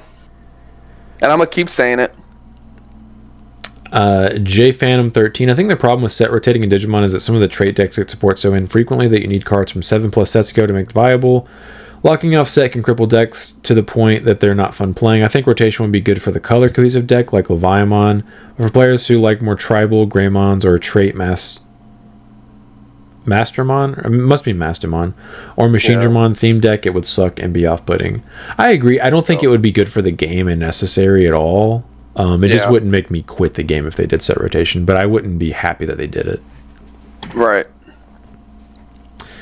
Oreo X1000. Brandon, I highly recommend the new Omni. Bottom decking up to 2 Digimon can be really nice. Yeah, he put one in his deck. Yeah. I honestly, when we were playing Tuesday, I was hoping you just completely cut the ace. I was like, there's no way he did, but maybe it's down so low that like he doesn't have it. And I swung into you just to see if you had it, and you did. Yeah. I lost either way, so it didn't matter. But Yeah. Oreo X1000. I think new All 4 stuff is pretty neat. Now, if you have the unfortunate circumstance of having most of your BT11 Arena come out of security, you can OTK using the BT22 as a near infinite combo piece. I agree. That is my favorite part of the new stuff, is the new Arena, just being able to bounce it back to your hand over and over. Just keep going. Yeah. It means you can actually cut some of your tamer counts. You're not having to play like 15 tamers. I don't think you were ever playing that many to begin with, but in my rough draft, I'm playing 8. Yeah. 4-4 or 4-2-2. 4-4. Okay. I like it because, yes, they can get checked out of security, you don't feel bad about it, but also you don't feel the need to hoard the BT11 arenas in your hand for your combo. You can actually just put them on the field, and you're like, this is just another swing. I don't need to have this in my hand. Yep. Justin Soviet 231, MBT Team Samurai X1 and Jesse Cotton recently made a video discussing how Paper Yu-Gi-Oh! Is dying. The only way to save Yu-Gi-Oh! Now is to completely reboot it. Man, could you imagine after 20 plus years of Yu-Gi-Oh! They just went clean slate it? I mean, I agree. I think it is dying because the barrier for entry for that game now, because of how complicated it is so astronomically high. The amount of new players they get a year has to be like very, very low. And then how many people get tired of Konami and their bad business practices leaving? Yeah. It's definitely a game that's losing players faster than it's gaining players. 100%. And whenever they try to make the game new player friendly with like a Time Wizard format, with Speed Duel, with like the mobile game where you have very limited cards, the problem is it is eventually going to get to the point where its power level is to the point where people are just like, this is too much now. Well, Time Wizard it's still complicated, yeah. Well, I'm not saying that. Those don't have power creep. Those are locked in formats from certain times. So like that won't happen. But yes, like Speed Duel and the Duel Links, like they literally just have the same power creep that the regular card game does. Yep. Well, for Time Wizard, I was sorry, I should have specified. The problem with it is Konami's bad business practices. That is true, yes. That's the one killing Time Wizard. Yeah, they literally torpedoed Time Wizard themselves. For why, who knows? It's Konami. They don't care about their player base. Yeah, I heard they like rolled back a couple of the changes, but then they implemented other changes that were ruining it, and it's just like a huge mess. I follow Edison content. I can tell you exactly what they did. Oh, okay. Well, if you want to, you can go into it. Otherwise, so they made an announcement for Nationals for their Time Wizard formats that they were going to use the new rulings on everything in the Time Wizard formats and the new text on cards. Okay, I remember that, yeah. So that means that Brain Control doesn't do what it did in 2010. It does what it does now. Oh my god. Which is obvious. Which ruins it. Ruins it, yes. It ruins a whole bunch of cards. Like Go-Yo Guardian requires an Earth Tuner. Dude. Rescue Cat negates their effects. Like it just ruins straight up ruins the format. It ruins any Time Wizard format if they do that. Yeah. And the players were obviously pissed off because it literally, you're not playing that format anymore. You're playing. Yeah, you're ruining the point. Yeah, you're ruining the point. The ban list is no longer balanced because you just errated all of these cards. Everything. Yeah. Yeah. So people were obviously mad about that. Not to mention, if you're playing the physical card game, you probably have to get the old version of the card so you have the correct text down. Now they're changing that. You have to go get the new version of the card just to play it. You don't have to. You can have either one. As long as you know what the correct wording is. Yeah, it just means it's more simple if you just have the correct one in your hand immediately. Yeah, but the less work to be done. The player base was very upset about that, and rightfully so. You're not playing the same format anymore. And surprisingly, they rolled back that decision, which I was shocked by, because Konami's basically never like goes back on anything. They're just like, screw you, and we don't care about you. You can quit. Give us your money. Yeah. So they rolled it back for Nationals, but then they made an announcement later, and they were like, hey, your local game stores, if they don't adhere to the rules that we made for Time Wizard formats, they can lose their OTS status. Jesus. So like, yeah, and I don't understand, like, what's the point of that? Why are you're deliberately pissing off a pretty large portion of the people that still play the game and will continue to play it in perpetuity because it's an eternal format that they never have to worry about. Like, and they reprint those cards from those formats where people buy the new product just to get those reprints because it's like shiny versions of stuff. Yeah. Right. It's just dumb. Jeez Louise. So yeah. They created Time Wizard they created Time Wizard format because people were already doing it themselves, and then they wanted to profit off of it. And then after several years, they were like, you know what? Screw them. We're Konami. We forgot that we were Konami, and we actually hate our player base. So anyway. Justin Soy 231. Since you all live in Florida, do you guys remember when the governor of California debated the governor of Florida? To me, that was Omnimon versus Jesmon. I have no recollection of this ever happening. I do not, because I do not watch political debates. Same. That's funny though. Yeah. Was it Arnie? Or was that after? I'm assuming it was That's what I after. wanna He hasn't know. been governor of California in years. Yeah. That'd be funny if it was Arnie. Green Hill Mario, going by the new Shambhala V pets that you have, Ryugu and Ari in them. Ari is an alternate 6 and not a 7, which is why it evos on Marine Bull. I think because these mods are being introduced in Liberator first, are going for gameplay over lore and making their usage versatile. A few things I'd say regarding puppets. I think the point you raised for Kiaru is valid, but I'd raise that draw power in the deck isn't that necessary due to the Searcher Shoe, Mirai, and search options. You're trying to avoid attacking in the first place until you can swing with the Alliance, and it's not uncommon to go 12 cards deep in one turn.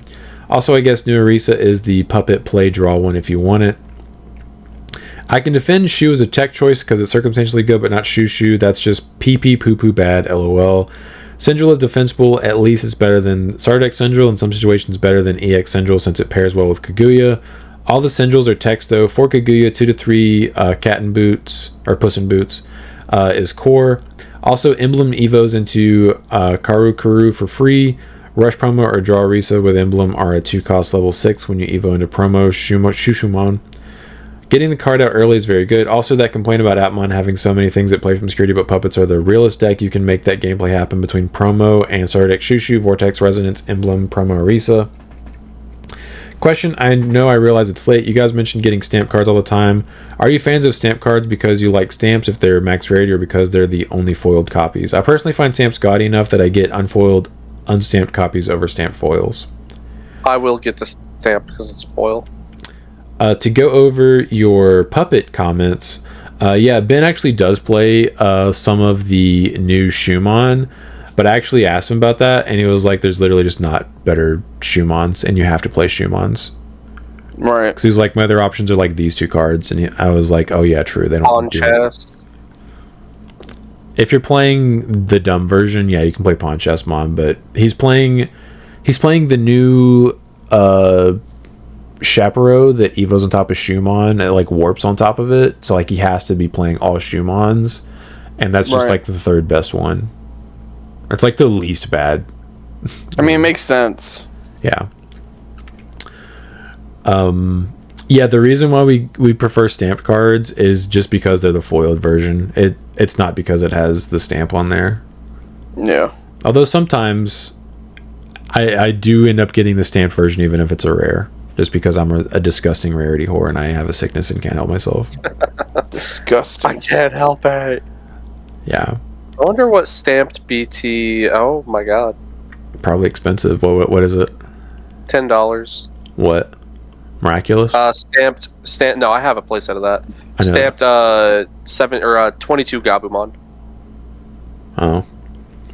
I think I already have 2, so I would only have to get 2 more. Well, let's be real. You're not going to get them because you never got the altar. Yeah, got the tamer. Matt. Yeah. You have no one to blame but yourself. Me and Chris constantly bullied you about not getting it. No, you guys constantly bullied me for playing Ancient Omni, telling me to get the hell off of it, and then they banned it. So I don't think I agreed with you. I never bullied you for it. I thought it was funny that you would rage out if anyone ever played Digimon Emperor versus you, but I don't recall. I hard lose to it now too.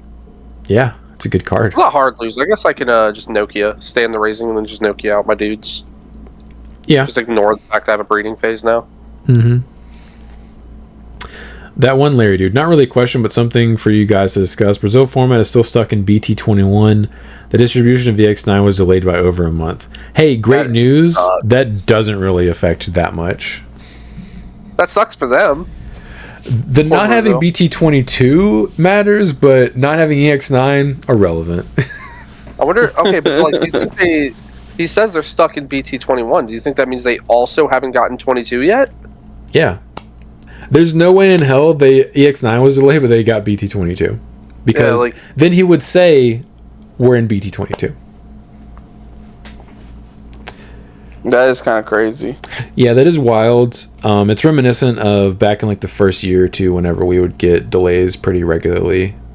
But yeah, EX9 is meaningless. It does suck that you guys don't have BT22 yet, but not having EX9 is not a big deal. It does not impact anything. I mean, Puppets got support, but like Puppets still suck. So, you know. I think been like 2 locals with Puppets so far, and one of them I wasn't there. Maybe. I think he won another one, but I was playing something dumb, I think, and I never played him. I could have won one with Omni DNA if you would have just beat Josh like you were supposed to.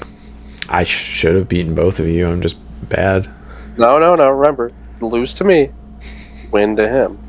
That's how this works. 3 misplays all night, and they cost me 2 matches. Yep. Rena Shinamaya Val. Brandon was talking about the YouTuber named Soda TCG. That Soda guy has bad Yu-Gi-Oh takes. Even in recent videos talking about Yu-Gi-Oh, he makes errors. Definitely a guy who knows Hearthstone and Magic Gathering more than Japanese TCGs. That's the problem with making comments about things you don't really know enough about, is like you're gonna have bad takes. Yeah, anyway, so Atmons really suck. Yeah, Atmon sucks. Puppets suck. So when I'm playing Magnex DNA versus Ben, I don't have to read his cards. I just have to remember that his level 5 inheritable protects him, and I know what the Kaguya does. And I gain immunity most of the time, so I'm like, I don't have to read your cards. But last night, I actually I'd pick his cards up multiple times to read them, because I had to actually play around stuff. No, it's so funny too, because after you guys were done, he said, "Man, it's a really bad matchup for me," and I think it was Josh. No. He said it's my worst matchup. Yeah, I think Josh was like, "You said that every time you play against Sean." Yeah, he's like, "No, you said Magnex DNA was your worst possible matchup." It's like, yeah, it's whatever Sean's playing is my worst matchup. Jim the Kid opening with the cat. Woo! Update on the Garu list I tested. I got 3rd place. Lost to Dynamon. Didn't see Rookie after digging 14 cards deep both games. Beat Sakuya, Ulforce, and 7 Great Demon Lords. Sakuya won and Atmon got 2nd, if you'd believe it. I don't. The tournament before that, I got 5th. Lost to Sakuya twice. Sakuya took 1st and 2nd place that night. You'll have to put a comment down. Let me know what the list looks like. Because I think they may have in a previous video, if I'm not mistaken. Well, I think if I might be wrong. There's a good chance of it. Always. Yeah. But yeah, I tried out the Magna loop on the sim.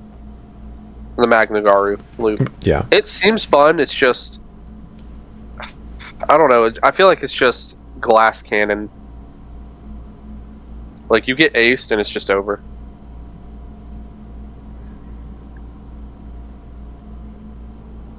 It'd be like that sometimes. Yeah. Alright.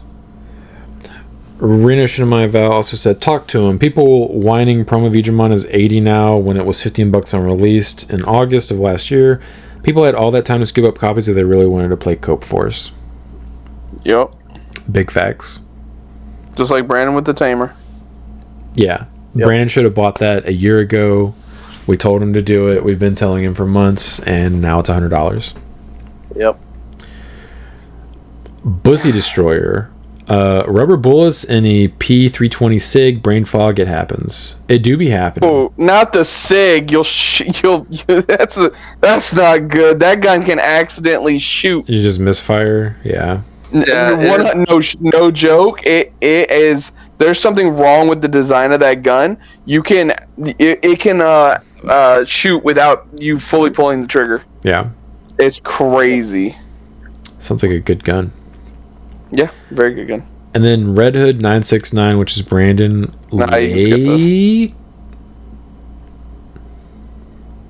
Yeah. Man, what a waste of a comment. We recorded last Saturday morning, but I was so busy all weekend I didn't get a chance to edit it until Monday.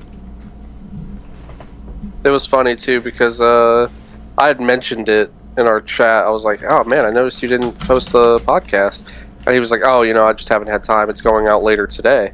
and I literally was just happened to be on my phone, and the notification popped up, and I instantly clicked on it and just I put the Yeah, you commented that very quickly. instant. Like I just happened to be like scrolling Facebook, and I was like, well, let's leave this comment. All right, we're good.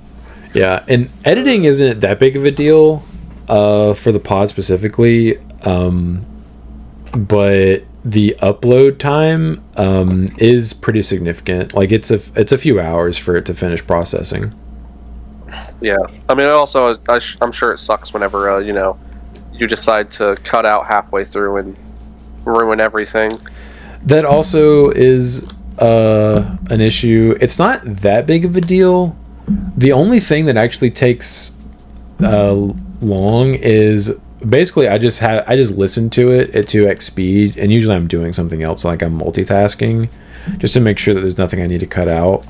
And then I do a couple of quick edits and stuff. Yeah, and just the processing time is most of it, and also me just sitting here while it's playing through one time at 2x speed. Yeah.